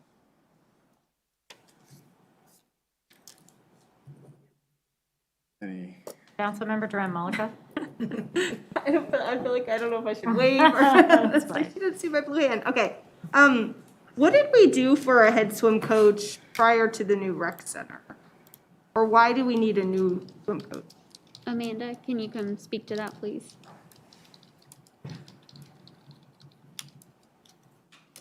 Good evening, Mayor and Council. So this is that same list we brought forward to you as a part of the Ballard King study. These are the positions that were not included or not scheduled to begin until the 2022 budget. We kind of separated them over Q3, Q4, and then Q1 of 2022. So for the head coach, we had split that responsibility previously between our recreation coordinator, whose job it is to make sure that all of the aquatics operations are running really well, from aquafit and drop-in lap swim to swim team to swim lessons, indoor pool, outdoor pool, the lake. And so a part of his time was on the pool deck in the evenings. And we knew that just long-term that wasn't sustainable. We need him to be focused on the operations of the entire aquatics programs and not just swim team, even though he was really, really good at it. Okay. So the swim team isn't growing? No, per se. this is just a shift in the way we're utilizing staff. Okay. And then, so back to the parks maintenance workers. So you said one of those was the wash, so we're actually just adding 2 new FTE? Correct. We had originally requested that 1 FTE to replace 3 part-time, or they're full-time seasonal, but they only work about 16 weeks out of the year. Okay. So we took the cost, the base salary cost of those 3 positions. There's a little bit of an addition there for benefits that are associated with a full-time year-round position that aren't associated with a seasonal role, but allows us to have that 1 person all year instead of 3 people for a portion of the year. Okay. And then for the park ranger, how do you see, what are going to be the tasks? And is this person only going to be at E.B. Raines, or are they going to be at some other of the parks as well? So that position was requested because we have observed that need to really be more proactive. So as we look at our parks maintenance staff and the amount of time they're spending responding to inquiries, felt like bringing on a full-time park ranger throughout the year. We see use in Colorado all year long, right? It's not limited to the warm summer months. We have amazing warm fall months and amazing warm spring months. So we just see that use year round. I see that position working with our seasonal rangers, so those 2 positions, as well as with our parks maintenance staff, filling a variety of roles at a couple of our high-use park spaces. I see that likely being concentrated at E.B. Raines, Croak Reservoir, and Northwest Open Space. But being able to provide that presence, being able to lead volunteer groups, being able to do that more stewardship and outreach. As we connect with more people in the community, they help us fill that role as well, right? If we've brought people in, if we've gotten them engaged. So the ranger's role is more than just go around and make sure everybody's following the rules. It's really to engage our park users, engage our community, and kind of create that sense of ownership in our park spaces. Okay, so I think those are great justifications. For me, and, you know, if I'm a resident, they're like, okay, well, they're asking for maybe 3 additional FTE for parks and we're not growing any parks. And so that's where I could see that could be a little concerning about why are we adding 3 FTE when we're not actually getting any new parks. And so I like the park ranger idea. I think it's great. And then as for the park maintenance workers, because I also know that you had some staffing issues this summer, right? Which probably led to a lot of our, EV Rain's concern. I would say some of it did, yes. Okay. 1, we're seeing continued increase in use. 2, we were really low on our seasonals this year, which is part of that initial shift that we recommended to let's hire somebody year-round who's engaged and trained and not part of that scramble for the seasonal. It doesn't completely replace our seasonal program. Obviously, things ramp up in terms of grass, flower beds, all of that stuff that grows during the season. But as we look at more use, consistent use, and having enough staff to meet the expectation that council and that the community has. And I would say we have seen, even though we may not be gaining additional park acreage, we, over the years, have been increasing the level of maintenance. So things like 112th used to be just native right-of-way. So mowing occurred 3 or 4 times a year. It's a quick run up and down in the areas that can be mowed, and otherwise was left really alone. As we add landscaping along our right-of-ways, that really drastically changes what it takes to maintain those spaces. So in the last 5, 6, 7 years, we've totally changed the landscape along portions of Huron, along portions of 112th East and West. As we look at this property and the changes that have been made, there's a big difference between expanses of Kentucky bluegrass that needs to be mowed and lots of low water perennial beds, which are great on the water side, but take a little more time to keep looking great throughout the season. Okay. No, that's really helpful. And then the various part-time program staff, is that for the rec center, I'm assuming? It's a little bit of, yes, both? it's all, like everything? all Okay. recreation. All recreation. Okay, And cool. it just, because I know not everybody was a part of that process on that recreation plan. Jason alluded to it earlier. We had each of those positions that were brought forward, with the exception of the 2 management positions, are intended to recoup their costs by the end of our 3rd full year of operation.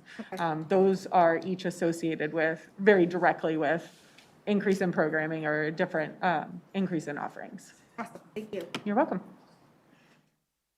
Any other questions I can? Councilmember Brown. You have to keep poking at her. It's okay, I'll stay here.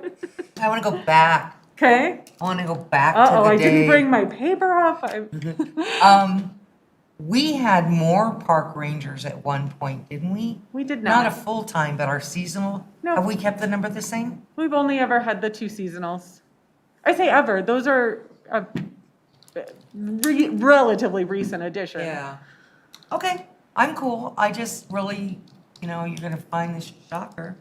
I'm wondering if 2 seasonals are enough. Because with the, and I'm just gonna throw this out there, the increased traffic we're gonna have on this side with the rec center now that it's so much bigger, there'll be some grassland areas over there, you know what I mean? And obviously, helping out at EV Rains is a big deal. So I was You'll just- notice in the long-term staffing plan that the city manager and Jason provided includes a reference to be determined after the master plan process. Okay. So we know that there likely will be some additional needs as time progresses. So as we go through that master planning process with our community next year, better understand, we've been so focused for so long on our master plan involved renovation of existing parks, and playgrounds. It involved the new rec center, senior center, and theater. We've accomplished a lot on that plan, and we're due for a full update. So this will give us an opportunity to reach back out to our community members, understand what their priorities are, understand what your priorities are, and then that's going to help drive what our long-term staffing needs are. Okay. So these two are, because we felt like Look, I based on wanted to the. give you more people. I mean, we'll take them, believe me, we will take them. But we really wanted to respond to those comments about EV rains over the last couple of months. And so asking for those two additional and beyond the one we had already put in was in response to that, knowing that's not a be-all, end-all. Okay. Thank you very much. You're welcome. Councilmember Goff? Oh, thank you, Mayor. This is a question for Amanda, so it might be kind of like out of sequence. Okay. Probably should have asked it back when Julie asked about the crime prevention through environmental design. But, so I see that we have that, and it's including EV Rains Park, but then somewhere else in here, I also saw that funding for the fencing that's supposed to be like solving some of the problems between EV Rains Park and the Village Green, I guess. So what I'm just wondering, is this study going to be done before that fence, or are these two separate things? Two separate. They're two separate things. Okay. I would say we certainly can ask the consultant to give us some feedback if we choose to go with, there's one we've already reached out to, that we've walked the site, given us some budget estimates. It is under the spending authority, so we can work out what that may, if it makes sense to put that out to bid, or how that process will look. Obviously, if we go out to bid, it takes us a little longer to get somebody on board and move forward. We may end up being able to start that fairly early in the new year and let that influence, if appropriate, the fencing, but they are identified as two separate projects. All right, I just want to clarify that, because it did seem like the study might be beneficial in building a fence, although I know we have specific needs we're addressing there. Right. So we are having a meeting, you, Julie, and I, and staff on Friday, and I understand where you're headed, and I think it does overlap a little bit, and that's where the police department and chief and deputy chief, who, have that background in SEPTED, can help provide the perspective that we're gonna share with you on Friday. So, right now, without going into a whole side conversation, there are concerns that staff has, and that's why we're bringing those forward based on the identified solution and where the desired location of that fence goes. So we are approaching that conversation with the overall safety in mind and making sure we're not creating unintended consequences, new problems with the placement of the fence. So we'll work through that, and if it's something that, as we talk on Friday, that we feel like we need to engage a consultant to help us with, we can do that. Okay, thank you very much. That was it. All right, I will give Jason the podium back then. Gladly, I bet.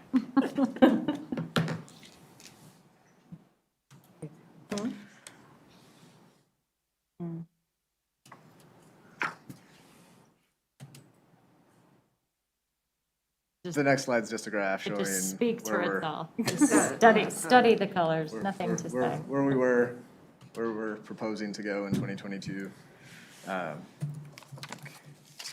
Jason, can I ask you a question, though? Sure. Because this is really interesting. I stared at it for quite a while. Can you compare that to resident number change? Like, do we have the exact same or roughly the same numbers of residents in 2003? Were we doing more with less at some point?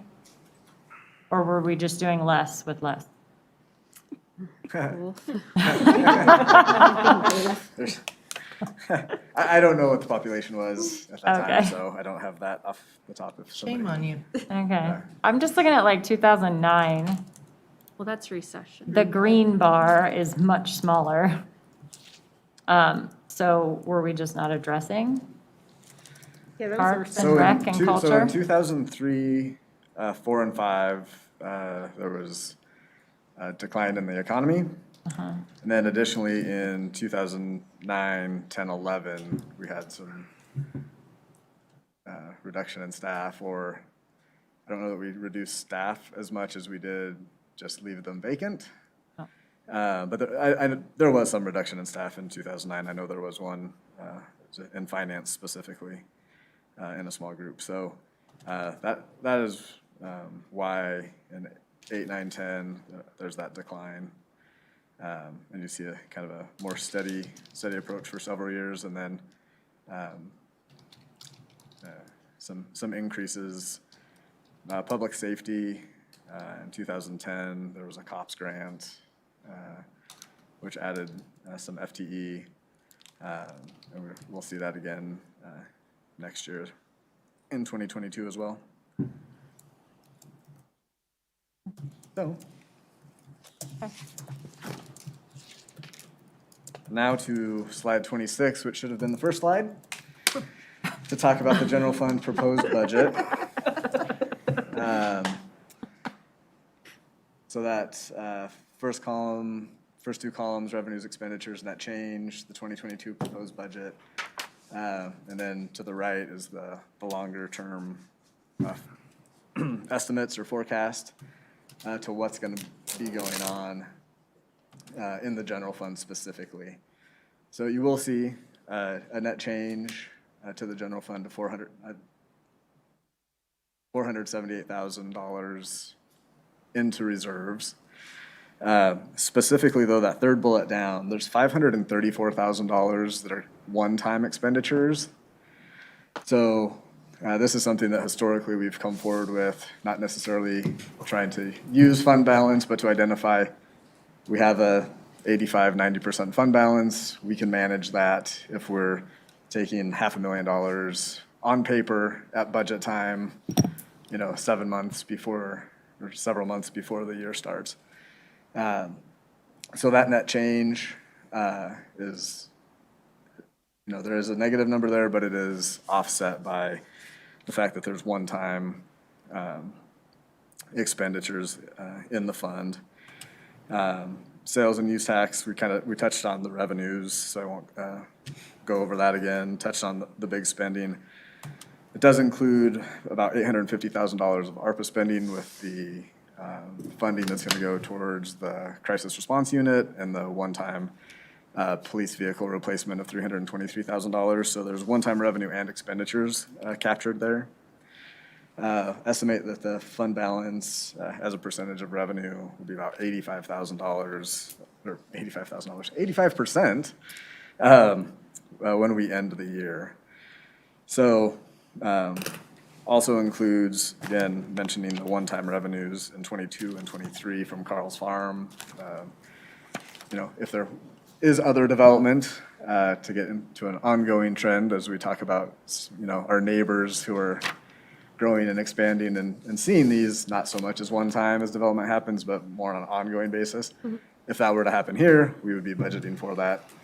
Very specifically identified as one-time revenues in this budget for 2022. You will see in 25 and 26, as we talk about the long term, some potential reduction in fund balance in an ongoing basis. It's really hard to predict what's actually going to happen in 2025 and 2026, but on paper as of today, using our best forecasting methods, we're identifying potentially some reduction there. Again, keeping a fund balance of around 80%, which we'll touch on the next slide here. Jason, can I ask you about that other one just real fast? Yes. So it includes the ARPA revenue. And so I'm thinking specifically of the crisis response team. So, I'd love to say I can predict the future and it's going to be amazing, right? If we decide not to fund it in the future, is that forecasted in here or is it forecasted to keep ongoing? That is forecast to keep going. Okay, so in these numbers. So in 25 and 26, that continues that program, but takes away the revenue that's from ARPA that's supporting it. Okay, but the forecast doesn't include anything new. It's just the 2020 budget status quo each year. for the most part, I mean, we go back historically and identify, certain supplies, utilities, things like that go up 2 to 3%. So that's all factoring in revenue growth of about 2.5%, specifically to like sales tax. So there's a lot of details behind these numbers. So we're forecasting additionally in the multi-year staffing plan, additional staff to 2023, which it's not on the slide deck, but it's in the presentation, or in the packet that we provided. Including 2023 additions, but nothing beyond 2023. And a lot of that, as we know, on a year-to-year basis, depends on revenues and that forecast. So we try to predict the future, but also know that we have not as much control as if we were selling a product to say, hey, we're going to increase sales staff and we're going to sell more product. We're kind of in a different situation. So kind of being conservative, I think, on both sides of expecting some increases in our biggest line item, which is personnel, through 2023 additions, but then also providing for things, police steps, merit pay to current staff, health insurance increases and things like that. So can you remind me, because I think you and I had this conversation once, I don't know if we have ever been fully staffed, like, ever, but maybe we have. I don't believe so. So where does that savings come if we don't fill those positions? Or because sometimes what happens is we hire 7 sworn officers and then 3 retire. So we seem to always be, chasing our tail a little bit. Where does we get to keep that, I guess is my point, right? So it stays in the general fund? yeah, so it would stay there. In the 2022 budget, I have budgeted a 6.5% vacancy savings specifically to police officers. That's where we tend to find some savings because of, hires and retires and things of that sort. So police officers specifically, there's 6.5% vacancy saving. That accounts, it's around $400,000 plus another $100,000 of savings I included for expected savings at the recreation center. Just hiring all of those positions, I don't think that, it's not going to be January 1st and everybody starts. Or at least I don't think that's going to be the way that works. So there's some vacancy savings built in there, and then we build the model off of 2022. Okay, so you've already accounted for that? I've accounted for a lot of things, yes. Okay. Yep. Okay, thank you. And then on the next slide, general fund reserves, kind of a historical perspective from 16 to 20, those are actuals where we ended. Estimating an increase to the general fund reserve in 2021 because of that growth, 15 to 25% in revenue, as we had controlled our expenditures last year, as we should have, not being able to predict how things were going to turn from 2020. So we're actually expecting to see, this about $3 million added to fund balance at the end of this year. So that estimate and forecast is kind of ongoing. So we'll provide updates as we go along the next couple of months. But at this point, we're trending to add to fund balance, which leads into questions that we have come up earlier about one-time use for certain things or whatnot. So those are conversations definitely in the back of our mind, trying to play it out longer to see where things go. And then ending 2022 with that small decrease really has no impact overall on the fund balance. And then that red line at the bottom is the required 25% reserve that we need to keep, which is about $7.5 million. So at 27, we're about $20 million above our minimum that we need. So So more numbers, and I don't know, I can touch on these, I won't read you all the numbers, but major projects. Are we ready to talk about other funds? Do we want to talk about general fund more? No, General fund could be like a 2-day conversation, like, I was just offering to share my. but, and I can't see the hand raise thing, so. Oh, yeah, I don't have any right now. No blue hands right now. Okay, You're safe. all right. So 2022 Conservation Trust Fund, as we know, lottery proceeds expect to be relatively flat, hard to predict, but they come in, $410,000 to $440,000 a year.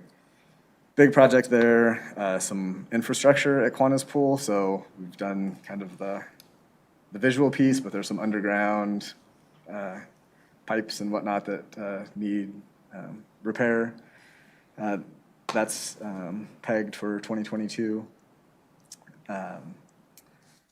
In the Capital Projects Fund, there's all the sources as we talk about kind of the more specific elements of our budget compared to some of our neighbors as far as identified dedicated spending of revenues. So you can see that list there.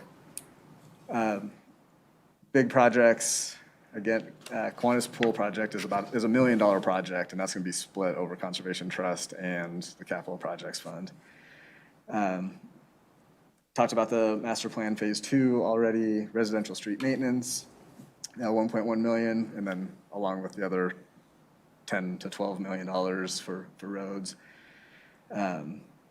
The bridge rail replacement, that's a big project. That's specific to like pedestrian bridges and those rails. I had to ask about that too. So there's several of those, and evaluation and replacement of those rails. So not like some of the big thing that we see across And what are they? I-25. The ones that go up? So pedestrian walkway, I'm gonna say along like Greenway Trail and those, where they cross different ditches and whatnot. Oh, okay, so it's not the large pedestrian bridge that goes over the highway, it's throughout our trail system? Correct, Okay. yeah. Jason, I'm sorry. Councilmember Downing. Can we go back to the Kiwanis Pool repair? I mean, we just put a lot of money into the Kiwanis. So explain to me what we are repairing when we have just remodeled and put a lot of money into bringing it Gonna up have to Amanda something that explain that, is Jason. Yeah. state of the art. Behind Hey, you. we got splash. I think Amanda wants to talk about that project. See, you didn't even have to turn around. And I think it's fantastic to let her. Want a new kiddie pool? So this project is entirely things that were not touched or impacted by the project that we recently did. So that project was kind of on the front portion of the property. So there were improvements the addition of the splash pad, the replacement of the bathhouses and the cashier's area. So really everything outside of the pools. This is from kind of the line of where we made improvements. I'm going to say back, that doesn't make sense. It makes sense in my head. But from like the big pool back towards the other side of the property. So replacing pumps, replacing all of that underground piping that's under the pool deck, and then new pool deck over the top, which will be, it's not a very exciting thing we get to see, but it does create an aesthetic improvement. It's about the functional improvement, but it does improve the deck as well. But does not disrupt in any way the work that was done on the front portion of the property with the addition of the splash pad and the replacement of the bathhouses. Mayor Pro Tem Wolford. Thank you, Madam Mayor. Follow-up, Amanda. Are you anticipating any disruption in residents being able to use Kiwanis Pool at all in the closures? We are not. I've actually talked with staff. We won't start this project until fall of 2022. So after the 2022 season. So we have from the point the pool closes until the next spring to be prepared to open. Okay, thank you.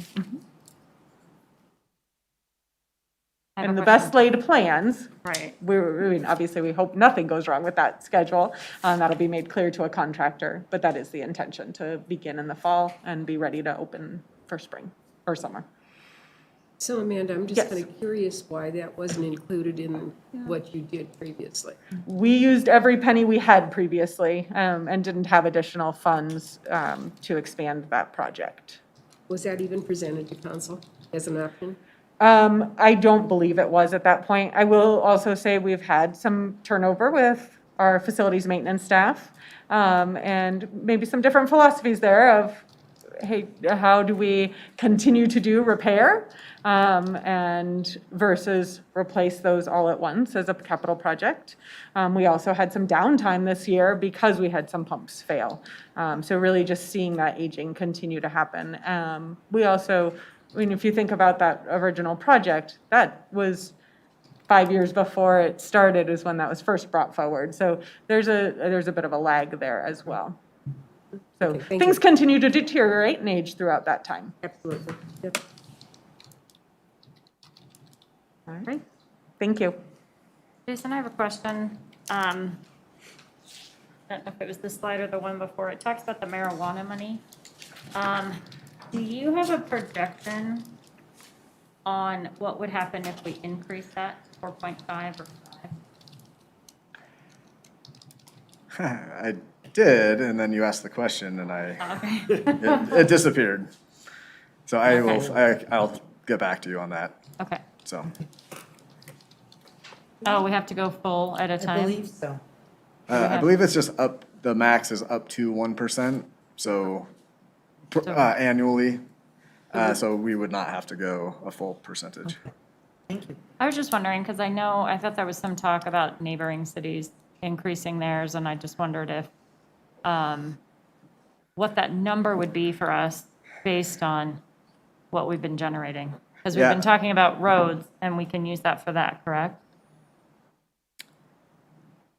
I believe so, yes. I'm trying to think of the language. It's for infrastructure and facility maintenance, so that would, a roadway would be included. Okay. I'd be interested to know in the Okay. future, not right now. Okay. Thank you.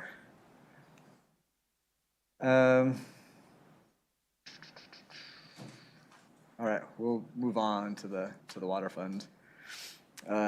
Again, talked about the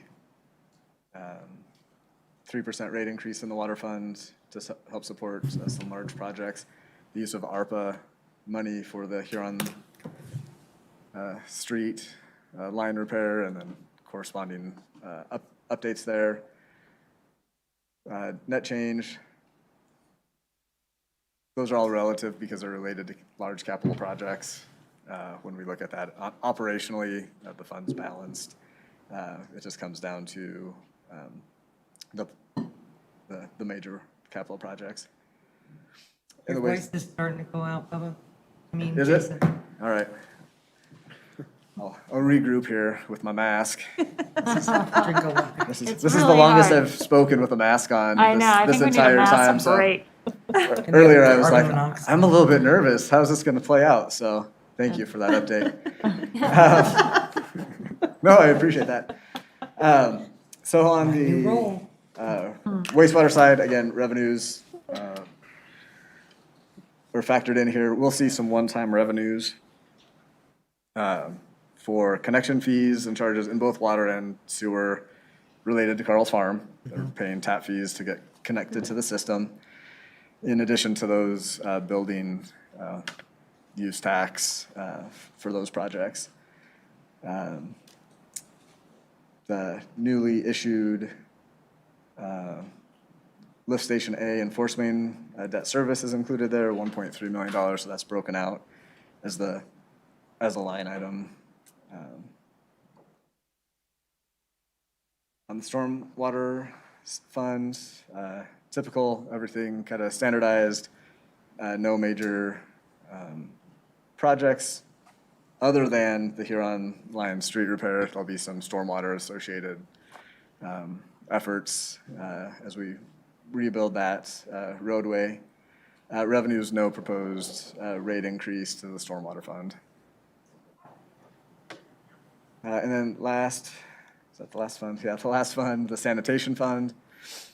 Revenues $1.9 million in expenditures of 1.9. We're going through that waste optimization study right now, so there's no proposed changes to the way that that's operating for 2022. That would be a longer conversation. Once that analysis has been done, we can plan for if there are any changes. Ultimately, that would be a 2023 change, at least from my perspective on the budget. If that conversation, or if and when that's determined. So again, in the packet, there is, everything's bookmarked kind of by category, so you should be able to get through the fund summaries, department summaries to get a little bit more detail on what's going on with each department and their additional spending for 2022. But then importantly, the capital improvement program is also bookmarked. And there's detail project sheets on each of the projects that are going to be new. Some of them are going to carry over from year to year. So we're all aware of those projects. So we tried to streamline it a little bit to not be too repetitive on different projects. But here's a list of, this doesn't add up to $46 million, the next two slides. Our total capital program, though, is $46 million for 2022. And here are some of the major highlights, I believe most of which we've already mentioned. But a couple that we haven't, playground replacements, that was funding that we determined through ARPA. Still to be determined exact locations and what equipment would be replaced, but that's been allocated in the budget. And then Croak Reservoir improvements, I think all of this has come to council before, so it's just actually getting it in the budget for the next year. School zone safety, again, kind of an ongoing program, is also being funded. And then on the second page, there's some parking lot repairs. So that's specific to our own, like, city-owned property, parks, parking lots and things like that, making improvements and taking care of that infrastructure that often gets left behind when we're working on projects. The RTD path lighting, I believe that has also been a conversation to get improvements there. So a very long list there. A note at the bottom, we're still awaiting to hear about the federal funding for the Justice Center West Park. So that's not included in the budget. We'll wait and see if we're awarded that funding. And if we hear in the next month or so, that could be something that we do add to the budget, or we can also, make an amendment. And if we're not awarded, that is something else that we could come back and have a conversation about, identifying funds and, strategizing for what's the best move for that park space. So another slide, just to kind of wrap up with our obligations. I think we're gonna, I think we need to stop. Sorry, there was quite a few questions. I have Councilmember Duran Malika, and then Brown, and then Mayor Pro Tem. Okay. Which ones they were specifically, again, which playgrounds are getting updated? And is it like the entire, like, playground equipment? I'll let Amanda speak to that. Okay. I'll just keep sneaking up behind Jason tonight. So those are, we have identified each of the 3 playgrounds in Fox Run, I believe, for 2022. They were all put in at the same time, so each time they are all due for replacement around the same time. Okay. Generally, we aim for 1 a year, since those were all in the same area, have similar needs. We did include those all together. Okay. And then what's the plan for EB Rains? Because that park is really. So that's actually going out to bid here very shortly for this fall. Okay. And that's in the 2021 budget. Great. Thank you. You're welcome. Councilmember Brown? I'm just curious, Heather, did we use all of our funding this year on school zone safety and our, I know what I'm looking for, and I can't remember what it is, but it's our traffic calming policy. Right, can you come up and give council an overview of where we're at, please? And Kent, the reason that I'm asking is I just want to make sure that we have enough funds budgeted for those. I'm not thinking about taking anything away. I just want to make sure that we have enough funds budgeted to keep moving forward at the pace that we had talked about in the past, because those are huge issues. Yeah, we scheduled a study session, I believe, for October, early October, to bring the school zone assessment back specifically. We met with the district. This year was a construction year, and we did Hillcrest Elementary and partnered with the school district. So that IGA actually sharing will be on Monday's agenda for you to approve. Next year is a design year, so we had a meeting with the district to go over what kind of priorities schools they had in mind. And when we present to you at the study session, we'll have a kind of a roadmap of the schools that have not been assessed and then some estimated construction costs moving forward. But it looks like in 2020, 2022, 2023, which is the next construction cycle, we would need additional funding. The school, Studio School, is the one we did a design on last year, and we didn't fund that because of we put in 50,000 and 100,000 and 50,000 and 100,000, and that project estimate was 250 just for that project. So if we do 2 more designs next year, then in 2023, we would need to look at additional funding for construction. But we'll lay all that out in just a couple weeks for you. So we're still working on that. So is Studio School in this budget? No, No, it's in because the, next year it is a design year. This was our construction year, and we could only afford to do the one school, Hillcrest Elementary. then should we, I know we only do construction every other year. For the public's benefit and my own, what is considered construction on our school zone safety? Yeah, building the improvements that the assessment identified.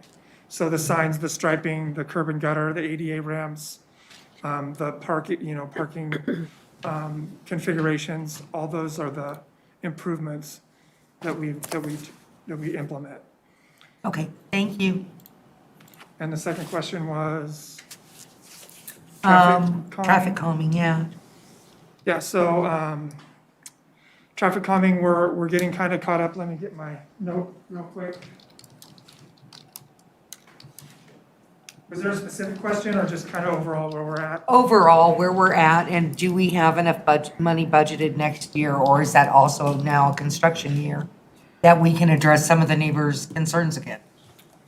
No, I think right now we're kind of square. 2022, as Heather alluded to earlier with kind of the residential street, 2022 for Public Works, we really need to do kind of an overall assessment of where we're at.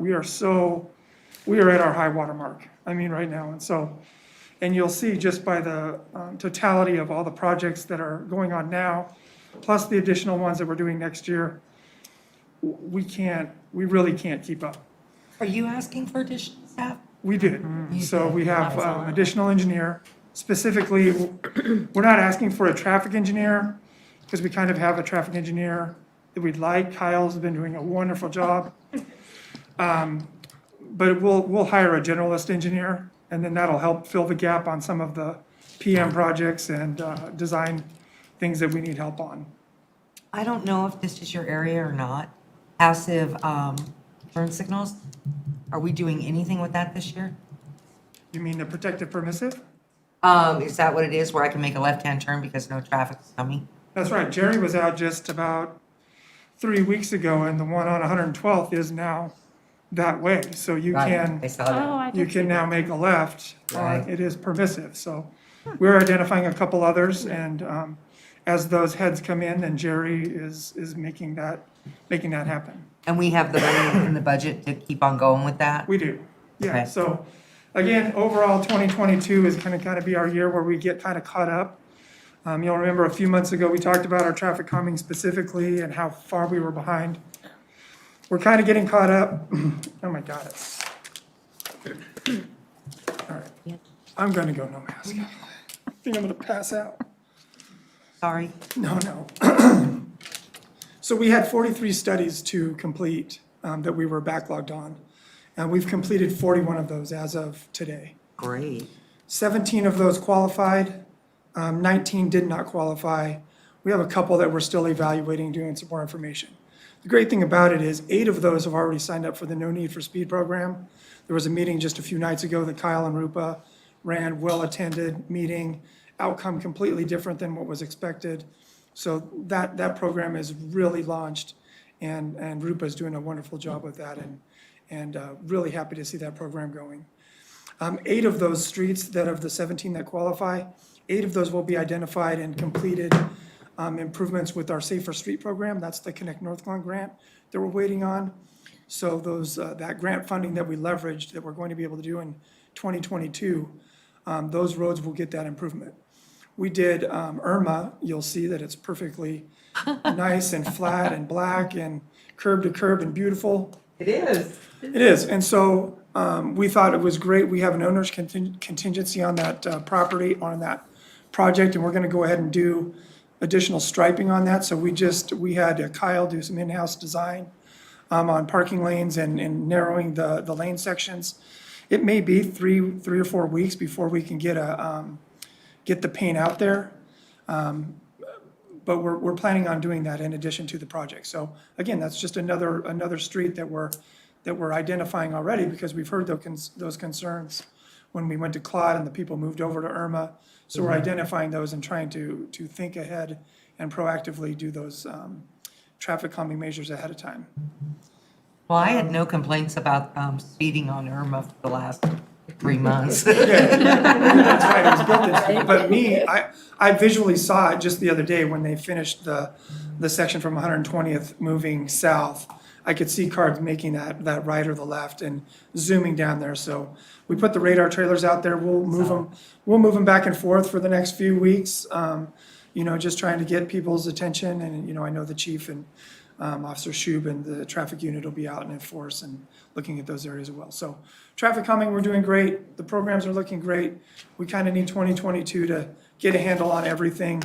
We're going to start these projects that we've been talking about, the grant funding, the traffic signals, and then, we're going to be in great shape looking in 2023. Personal agenda, I just want to make sure that we have enough funding. I know I probably said it 5 times. We do. For the school safety and for the traffic calming. The school zone assessment we'll be bringing back in a few weeks, and I believe as we discussed, moving into the construction of those will be underfunded, but you'll have the opportunity to see where we can make adjustments, and we'll make some estimates on that. Okay, thanks. Mayor Pro Tem Wolford? Don't go away yet. No, you actually answered a lot of my questions about the traffic calming stuff. I just want to double, triple check. We have 11 more streets that have qualified that won't be taken care of via Connect Northglenn. Is that right? Or 9? I'm sorry. Math is not my thing. Do we have enough money in this budget to cover those 9 streets and the improvements that the residents want? Well, some of them are the no need for speed. So depending on what the no need for speed determination is, I'll just use quickly the example from the other night. I think they initially were talking about speed humps, and then they took kind of a vote. And again, I haven't had time to digest with Kyle, the actual results and what we're going to do. But I think it's more of a diamond, a chicane type situation that we're going to be implementing there. So that's something for a minimal cost, a cost of delineators and a temporary measure that we can go out and purchase that type of equipment and get that out there and see how it impacts the vehicles. So again, when you're asking, are we funded? Yes, adequately for what we're proposing to do in the next 6 to 9 months. Okay, perfect. Thank you for that. And also, since you're here, Kyle did a fantastic job at the meeting that Councilmember Lukeman Hiramasa and I attended last week. I feel like I learned a ton, and I know that the residents really appreciated it. So major kudos to Rupa as well as Kyle for being there and making those meetings. Thank you, we appreciate that. I second that. Great. Thank you. All right, Dr. Jason. That was virtually painless this year.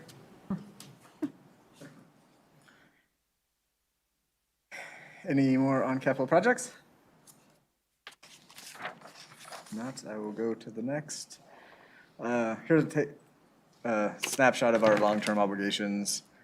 The force main we discussed, the Stanley Lake water line, actually that'll be done in 2022, so we'll get to take that off the books. Justice Center, we have a while, and the rec center. So all told, for 2022, those obligations run $6.5 million in total. And we'll take the $1 million off in 2023 for the Stanley Lake water line to drop that to $5.5 million, of which $850,000 is specific to NERA. So this is included from a slide just to get a whole picture of where we're at.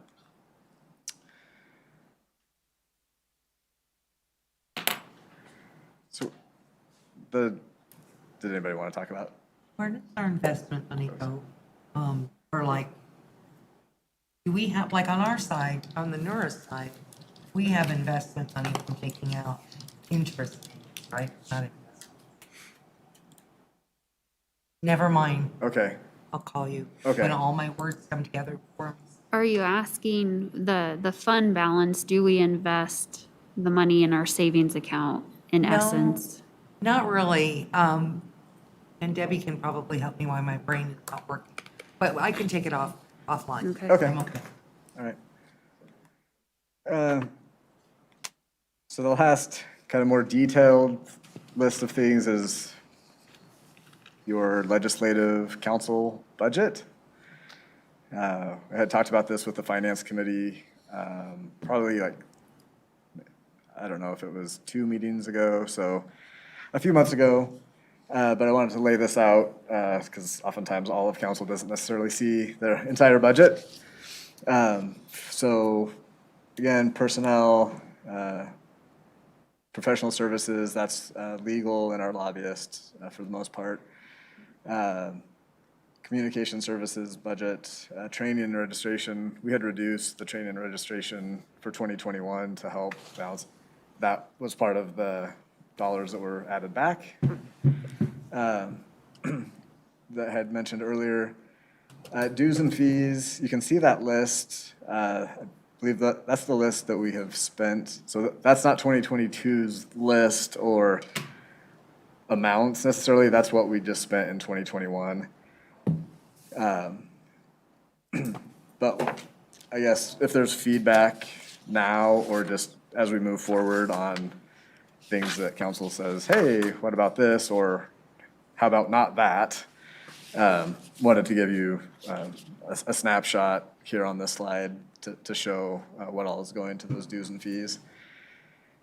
And then on the grants and donations, arts and humanities, still budgeted for the $2 per capita.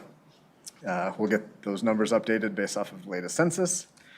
And then Northglenn Historic Preservation, that has been kind of an ongoing $5,000 support, as well as the in-kind support that the city provides with staff. And then outside agency funding, $25,000 for grants and $20,000 for sponsorships. So. Jason, can I ask a question? Yes. So, did you say that 862 is what we spent last year? The total? Oh, no, that indeed is the budget. The column on the right outlining the dues and fees, specifically the dues and fees, that's what we spent current year 2021. So I think there is one missing, which is the U.S. Conference of Mayors, because we did pay that, so just add that in. Okay. At some point. I had a question about the communication services and ward meetings. It has been my experience in the last 4 years that we have upped our game with ward meetings. And so did you budget kind of an increase there? Because when I first came on, it was like once in a while we had a ward meeting. And now we're having them more consistently, which I think is great. But does that mean that our budget needs to increase? So there was no increase across the board to anything. Part of the events budget that was proposed by communications was indeed to help support those summer ward meetings that kind of upped the game quite a bit. Okay. So that's included there, but we could take a look, I guess, how to allocate those dollars from the budget that she had proposed, thinking, I think, along those same lines of what you're saying. It's just in her budget right now, in the communications budget, that $35,000 increase package request to help Okay. accommodate and support the ward meetings. Okay. And then, so in the contingency, or like, say we underspend, does that stay in our budget, or does it go back into the general fund and then we reallocate? So it's been an ongoing thing for items that we could not have foreseen throughout the budget process. We have a $100 million budget, so $50,000 of unforeseen expenditures are really likely to happen. Right. However, we do come back to council with those supplemental budget appropriations and kind of clean up that way. Okay. This contingency line can be used for kind of some smaller things where we would still need to come to council to say, hey, council, finance needed another car, not just Jason's car. Right. And I shouldn't say that because if you didn't catch the whole meeting, Exactly. that looks really bad. So for instance, I want to rewind, please. Yeah. And, so anyway, things like that, we could come to council and say, hey, rather than doing a supplemental appropriation for this, council, can we have permission to move the budget from your contingency line item to another line item within the budget? Okay. So that has been, we reduced that a few years ago. It used to be $100,000. Rarely, if ever, it gets used, but it's in there as a safety net. I will say that when we take forward our financials to investors and rating agencies, they actually really appreciate the fact that we have a contingency, as small as it is. Yeah. As a small safety net to be like, you're acknowledging that you're not going to be perfect. Let's apply that. So we'd like that to stay as it has. And is it the operating supplies where we put the new technology idea? Yes, and that new idea has not come forward. Okay. And the new idea, for the group, just the concept of what technology support is provided to council and kind of the ongoing strategy there of what makes sense over terms or on an annual basis. So, more to come on that. Mayor Pro Tem Wolford? Thank you, Madam Mayor. My question is not for you. I'm sorry, Jason. Actually, one of the things that I feel like is missing, and it's not a part of the city council budget, but I'm just curious, like what events is the city going to be having this year? You brought up communications, the mayor brought up the ward meetings and how we've upped our games, and I'm just curious, like what are we doing in terms of events for 2022?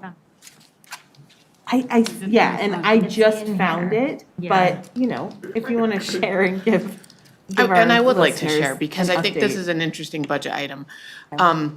Our plan was initially just to go back to 2019, which is food truck, Derby Days, 4th of July, Pirate Fest, the traditional events that we have. We did drop Magic because that was part of a 15% budget reduction, but we did add a concept event. So the concept event for this year, we used it for Pride Fest. We would like that to be an alternating event, or should I say Stephen would like that to be an alternating event. But we did hear that council really liked our Pocket Park events.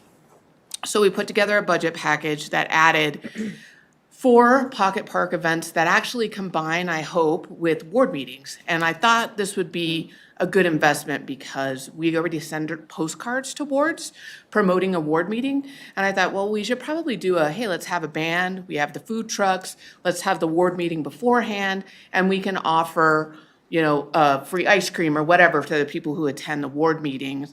So we kind of kill several birds with one stone, which is we're promoting our pocket events in a more effective way with the direct mailer, but also providing a nice nice add to our board meetings where people come, hopefully visit with you, hear a short presentation, and then can stay at the park and enjoy the board meeting. So instead of the grab and goes, restructure them to those 4, have 1 in each ward. In addition, we have the new festival grounds, and we have, we were hoping to add 2 to 3 events at the festival grounds, which we did not flesh out. We just budgeted for like, okay, we know an event of like 1,000 people costs about this much. And also looking at having a farmer's market in that space as well. So those are the things that we looked at and budget for. A few of them, like for a ward meeting with the food truck thing, we know how to budget for that. We've done it. The others are a little bit more general, not knowing what would go through and what wouldn't. But I do want to have a caveat on this in that I can't do the 6 and all of those. And we're really maxed out this year for a couple of reasons. The first is, by the time I add up everything Stephen and Ashley have done this year, it's more like 20 events because they had their own. Then we did multiple small ones. And I don't know if you know this, but we always support other ones. So they're running the grand opening. They helped with the kickoff for our vision, mission, and values. They're the one, they support everybody else's events, whether that's the comp plan or that's the Halloween event or whatever. So, at the end of the day, they work over 20 events. So then saying, yeah, but can you add another 10? On top of what they already do was too much of an ask. But instead of a full-time person, we think we can swing it with the seasonal. But there is a caveat there in that this year we're struggling with staffing, partly because everybody else is short-staffed. So who do we tap when we need people? We tap the other departments, and everybody is a little short-staffed. And even our contractors, where we're like, hey, we can use more of your people. The contractors are like, we don't have them. So I'm a little nervous about adding this many events, but this is the budget ask. And to be perfectly blunt, if we didn't have it, I don't think it would break events' hearts. But if you want more, this is what we would need to make it happen. Questions about that? An amazing answer. So, thank you. I guess my question back to you, Diana, is like, are you sure you only need a part-time seasonal? Because I am not. Well, but like, let's have a conversation about that because I do have to say, the amount of events and the quality of events that you and your staff have been able to turn out this year, last year, has been phenomenal. Thank you. And I have had residents tell me, in particular, that they are loving the park events because they're feeling more like we've right there. created this kind of like inclusive space, right? Where we're activating the neighborhoods in a way that we haven't before. And they're seeing their neighbors from 2 streets over at each event and are checking in on each other. And I just think that that is such a special thing that your team has been able to do, that I don't want to lose that. And I think the other big events that your team puts on are really important too. And so I feel like I'm the kid that's like, yes, let's do it all. But what do you need? Sorry, Heather. I don't think it would be another seasonal staff person. I think it would be a budget for more contract staff. And with the hopes that we'd be able to get contract staff or overtime budget that actually would go to other departments for them letting us use their people and they get to pay them overtime. So if I would say another 10,000 after going through this year and looking at Pirate Fest and kind of sweating bullets and looking at a grand opening and getting a little nervous about Stephen having a nervous breakdown. Another 10,000 would probably be enough. But we could do a budget appropriation after we have a more specific budget for what we've already proposed. Okay. If that would be, I think that would probably be better, don't you think? Yeah. Like if you need to have conversations with Heather or anybody else, like please do. I just know that when I think about building community, it's a lot of those events that's actually creating community in a sense. Well, and it is an interesting trade-off in that we had so many pocket park events, and we really are just planning with this budget ask, 1 in each ward because of the festival area. So do we want programming in the festival area and around our new rec center? Obviously, the rec center is doing quite a bit, but we kind of feel like it's more event type of stuff in the festival area around here. So we kind of couldn't do both. So it was really like going from 8 pocket park events to 4 pocket park events, but I also think they will be better attended if we do a direct mailer and we tie it with the ward meeting and we have a band and a food truck. I just think it's more of a draw. So it's less, but I think it would be more people and more neighborly.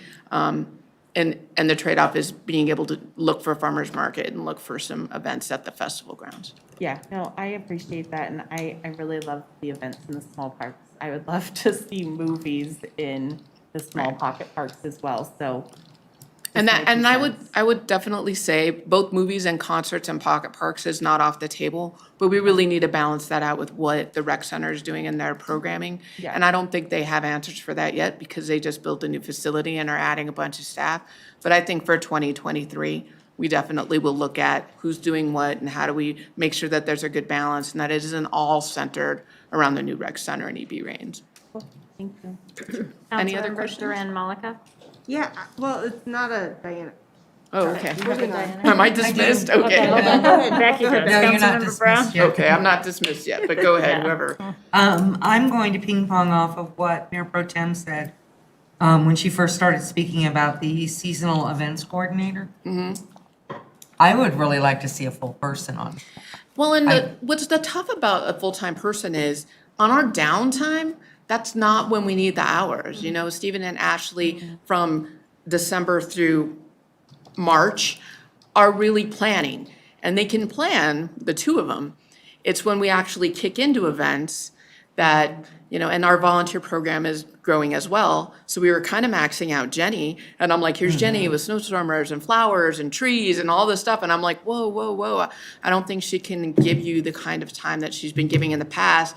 She's not using any of our vacation time and it's maxed out. So, you know, it's that interesting balance of you want your people to have work-life balance, but you also want to be able to put out the maximum number of programs. So that's why I feel like either contract staff or maybe a part-time seasonal would make more sense, because then you have them at the time of year when you need them the most. Does that make more sense? Because the seasonal person that we're hiring is full-time, but they're full-time for a season. What is the not. season for events? So we probably would do April or May through October, that they would work full-time. So we could either add contract staff or a part-time seasonal person to add, but it's the heat of the moment that we need people who know our organization, who know our people, that are part of the team, that are a lot more effective. I'm gonna If anybody wants to retire and have a fun job, you know, just let me know. It's hard work. It is hard work, It is but hard work. we really aren't talking about people that are schlepping. I mean, you do always have to schlep, as I have a bum knee to show. That's just how it is. But, you know, it's a lot more of, yes, I'll get the walkie-talkies. Yes, I'll coordinate this group of staff. Yes, I'm gonna, you know what I mean? It's really somebody who's a little bit more than just being told what to do. They actually have a job and they're a leader at your event, so. So it's basically boots on the ground person. It is, rather and, than a planning and person. the last 2 years, when we had our pocket park events for a few of them, I only had one staff person there, and I have to be honest with you, I feel very uncomfortable with that. I feel like we need to at least have 2 paid staff members at our pocket park, that's really hard to say, pocket park events, just for safety, and if something happens to somebody and somebody has to go, you know, give first aid or talk to a police officer, still having somebody who's watching the food trucks, watching the rest of the crowd. So that was a shift that I made this year, but it does mean that the rest of my team is now, you know, working events that they haven't in the past. And like I said, it's that balancing thing, so. Well, thank you for your hard work. Oh, thanks, you I guys, love and every thanks for event we have. appreciating my team. They really do hear it, and they're very proud of what they do, and they're always very excited, but thanks for listening to the, And they this are is awesome. what, this is where our reasoning is, right? Yeah. Okay, Thank you. all right, sure. All right, Councilmember Duran Malika. All right, I had a quick question, and I guess Heather, you could answer this one. So it was in the memo on page 3 of the memo. Under the list of the 2022 projects, there's a $187,500 for a sensory playground, but I didn't see it in any of the other slides. Did it disappear, or was it missed somewhere? Is it gonna happen? And where is the sensory playground? EB Reigns. Yeah. EB, right? Oh, so it's just replacement of this? Go ahead, Amanda. So that is the 2021, the project we currently have in. Okay. For the replacement. The playground at EB Reigns Junior Memorial Park is called the Sensory Playground. Oh, okay. So why is it in the 22 project list? I believe it's in the carryover list there. Oh, it's So, a yeah, there's carryover? projects that are carrying over from Okay, this year to the next. cool. I was like, another one. Okay, got it. Yes, so the 250,000 plus that one. Mr. Mayor. Yeah. Um, Councilmember Down. Under dues and fees, and I was trying to find it in my notes and I can't. Heather, did Rocky Flats waive the fees for next year? I was going through my notes and I couldn't find it. I'm not aware of that. I can So follow if up they on it. didn't, then it's not on our list here. Let me check on that. Okay, because we did for this year, but I was, and David and I talked about it, but I wasn't sure. Okay. I just can't find my notes, I you know. have to not find it. received any communication, but I'll follow up with Kent and Tammy and staff and figure out if there's. Yeah, because otherwise we'll have to add that. Okay. And we did, I did include the $12,000. Councilmember Downing, I don't know if you want to speak to that, if that's still something with NLC small cities. That was per your request for me to include it. If you want to continue with that, or if with you rotating off council, if you're. Since I'm rotating off of council, we won't require that anymore. I Okay. would have been the chair this coming year, but since I'm not going to be serving on council anymore, we don't require it. Thanks. Councilmember Whitcomb? Thanks. Just a simple question. I was curious what the personnel line item is in our budget. That's Your salary. That's our salaries. Yes. Okay, thanks. I thought it was a silly question, but I No silly question. No silly question. I hadn't asked any questions, so thanks. So moving forward, September 20th, we had scheduled for follow-up. I believe I've heard that there's a desire for follow-up. A little bit. Okay. Right. So we will come back. Is there anything, I mean, we've talked about things, I'm sure, that we all have notes on that. Is there anything specific that you want to share right now about, hey, make sure that you provide these three things so we can make sure? Surprisingly, that's next Monday, so staff has about I know. 2 days to put all these loose ends together. I think So if we need follow-up, council should be specific about what you need. we heard We already talked about conversation about cars. vehicles, Yeah. so we'll be able to Okay. provide some more information on vehicles. Go ahead, sorry. No, I was just gonna say, vehicles were one, and then the personnel, justification.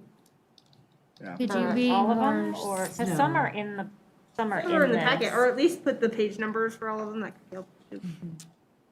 Okay. Okay, well, I'll reread all of the personnel justification, and then we can link them with page numbers. And if there's any additional justification, such as the example that was given with the custodian in terms of it being cost neutral, we'll provide that to you. Maybe just a summary slide of just vehicles and just personnel. Is that sufficient for council? I mean, with details, obviously, but instead of putting us back in this document, like, I don't Okay. need a list of page numbers, I can go find it. But if you could just say, we want this custodian, and this is why, and this is how much it actually costs. Because that was the confusing part, is in here, it says 59,000, but if there's actually a cost savings, wouldn't that be less? Or wouldn't it be zero? Yeah, the impact might be 7. Again, these are budget numbers that we're, tying together the whole budget. There's probably gonna be more cost savings on all of these asks, because we're not gonna fill the positions more than likely January 1st. So we're conservative in the budgeting to just assume full budget of expenditures for the majority of positions. So, yeah, but we can get, we can dig into that and provide some more detail. Anything else? Not that What else do you need? I don't, I I'm mean, sure that I'll have more and I'll email you tomorrow. And CC to Heather. I'm just kind of curious. I guess I was shocked at the 21,000 that we paid to CML. I'd love to know what that all. What do we get for that? Yeah. You We get- paid 21,000. It's for your membership, so it's for council memberships and staff memberships, but yeah, We've been paying that amount. I know they did some rebates or they called it something else, a few years ago. I can't remember if it was up until last year, but yeah. I mean, I can provide the detail of historic, what you've paid to CML, but that's the cost of the membership. Why are we putting the staff under the, just a question. You're putting the The what? staff. I'm just curious. The what? Sorry. CML fees. CML, if we're putting the staff fees under there too. It's an organizational fee. Okay. Yeah. Cool beans. Yep. Thank you. So they don't break it up by each individual. It's based off Right. of jurisdiction size, and then we get the support for lobbyist support and other support that way, so. You did a great job. I'm quiet now. Any other questions for the follow-up so they know what to bring us? And I would probably go with Becky's idea too. If you have ideas or wonderings, send them an email soon so they can bring that information to you. Okay. Yeah. Mayor, can I ask, just because I'm going through my list of notes, quickly, Councilmember Dramolica, you had asked about Croak Reservoir. Is it the desire of council to add something for that piece, or is that something to talk about later, at a later date? Yeah, so this was the safety study. The SEPTED, so do you want to add Croak, doing a SEPTED assessment of Croak? So we would increase that $15,000 number for EB range to something, and we could get a figure and bring that back next week. Okay. I would assume so. Okay, so, and seeing head nods. Yeah. Okay, I think that's what I have. Thank you. And feel free as you go through this to reach out with questions if something doesn't make sense. We're very deep into it, so it all starts to look the same and make perfect sense to us all the time, which we know doesn't necessarily translate. So we want to make sure that we're available to provide support as necessary. So please reach out. Can I, this is just sitting with me and I feel like I just have to say it. On a couple of the package requests, let me start with something else. The pages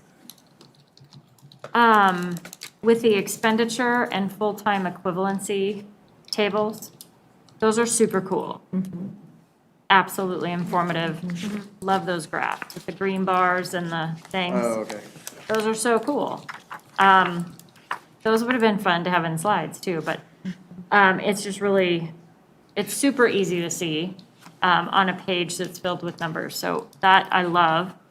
On some of the pages, the budget request, I'm trying to think of what we're calling them. Budget package request? Budget package request. Uh-huh. There's just a couple in the alternatives that are just a little cranky. They don't have a good tone, and so it was just unsettling. I wasn't gonna say anything, but I really don't wanna see it in the future. So it refers to the increasing demands from city council. I'm not quite sure what is meant by that. It just comes across kind of, I don't know, harsh maybe. I can't even quite figure out the word. So I just wanted to put it out there. I think a lot of the alternatives are really, positively framed, right? Even if it's, we can't do that. It'll be a lack of that. There were just a couple that phrasing caught my eye and it just didn't sit well. Mention the one about Corey's increase. Because if this is public record, Yeah. I don't want, This is department directors submitting their record, so. Okay. The group is here to hear your. Yeah, I mean, comments, it so- just, I don't know, it made it sound like we're too much for you, right? We have too many demands for our department, and if that is really, I guess if that's really the message that staff wants us to get, I'd like to unpack that a little more. Mayor, it's not the message. Okay. I don't think the intent was to have it be received as it has been, so I apologize, and we'll take care of it in the future. We don't need to dive into that. We'll Okay. address it. Okay, And there's just a couple of them, so I was like, I just wanted to make sure there was nothing there. No. And we don't want a new city attorney. Yeah. That's a little blunt, but Corey's, yeah. So that's another one, I think, just, Probably a little too literal, so we'll, like I said, we've buy heard it or the don't. feedback. Yeah, well, I hear your feedback. We'll well, address and it. it did get a little comical when I saw Corey's, but then I thought, this is a document. So to your point, this is a monster of a document. And we know that city staff has been working on this for weeks and months. Like, this is a big deal. There's a lot of information here. And you can get kind of lost inside of it. So we totally understand that. But yeah, if that could be fixed, that'd be great. It will be, thanks. And we'll fix it for this year, so any of these documents moving forward will be addressed. Awesome. Do we have any other items for council? Okay. Just generally speaking, so we have the commitment to bring back the follow-up items, but I'm overall looking for, Jason and I are looking for the thumbs up to keep this budget process moving forward. Yeah. So those dates that he mentioned, we're on track to have council adopt the budget on October 25th, correct? Yeah. Okay, We see great. it. Thank you. Thanks. So we are adjourned. We need probably 5 to 10 minutes. Take a mask break, maybe stand outside for a minute. Can you hang on a second? It'd be smarter to call I can't let you go a home. special meeting to order. Go ahead and stop. Hey, Mayor. Yeah, Hang on, if council can just hang on for just a moment. Okay. That way the videographer can break. Yeah, if we can go ahead and do this, call to the executive session, yes. Yeah. Sure, and then people can leave. I just have to go to the bathroom. Okay. Oh, good, I'm not saying the pledge. Okay. How's that?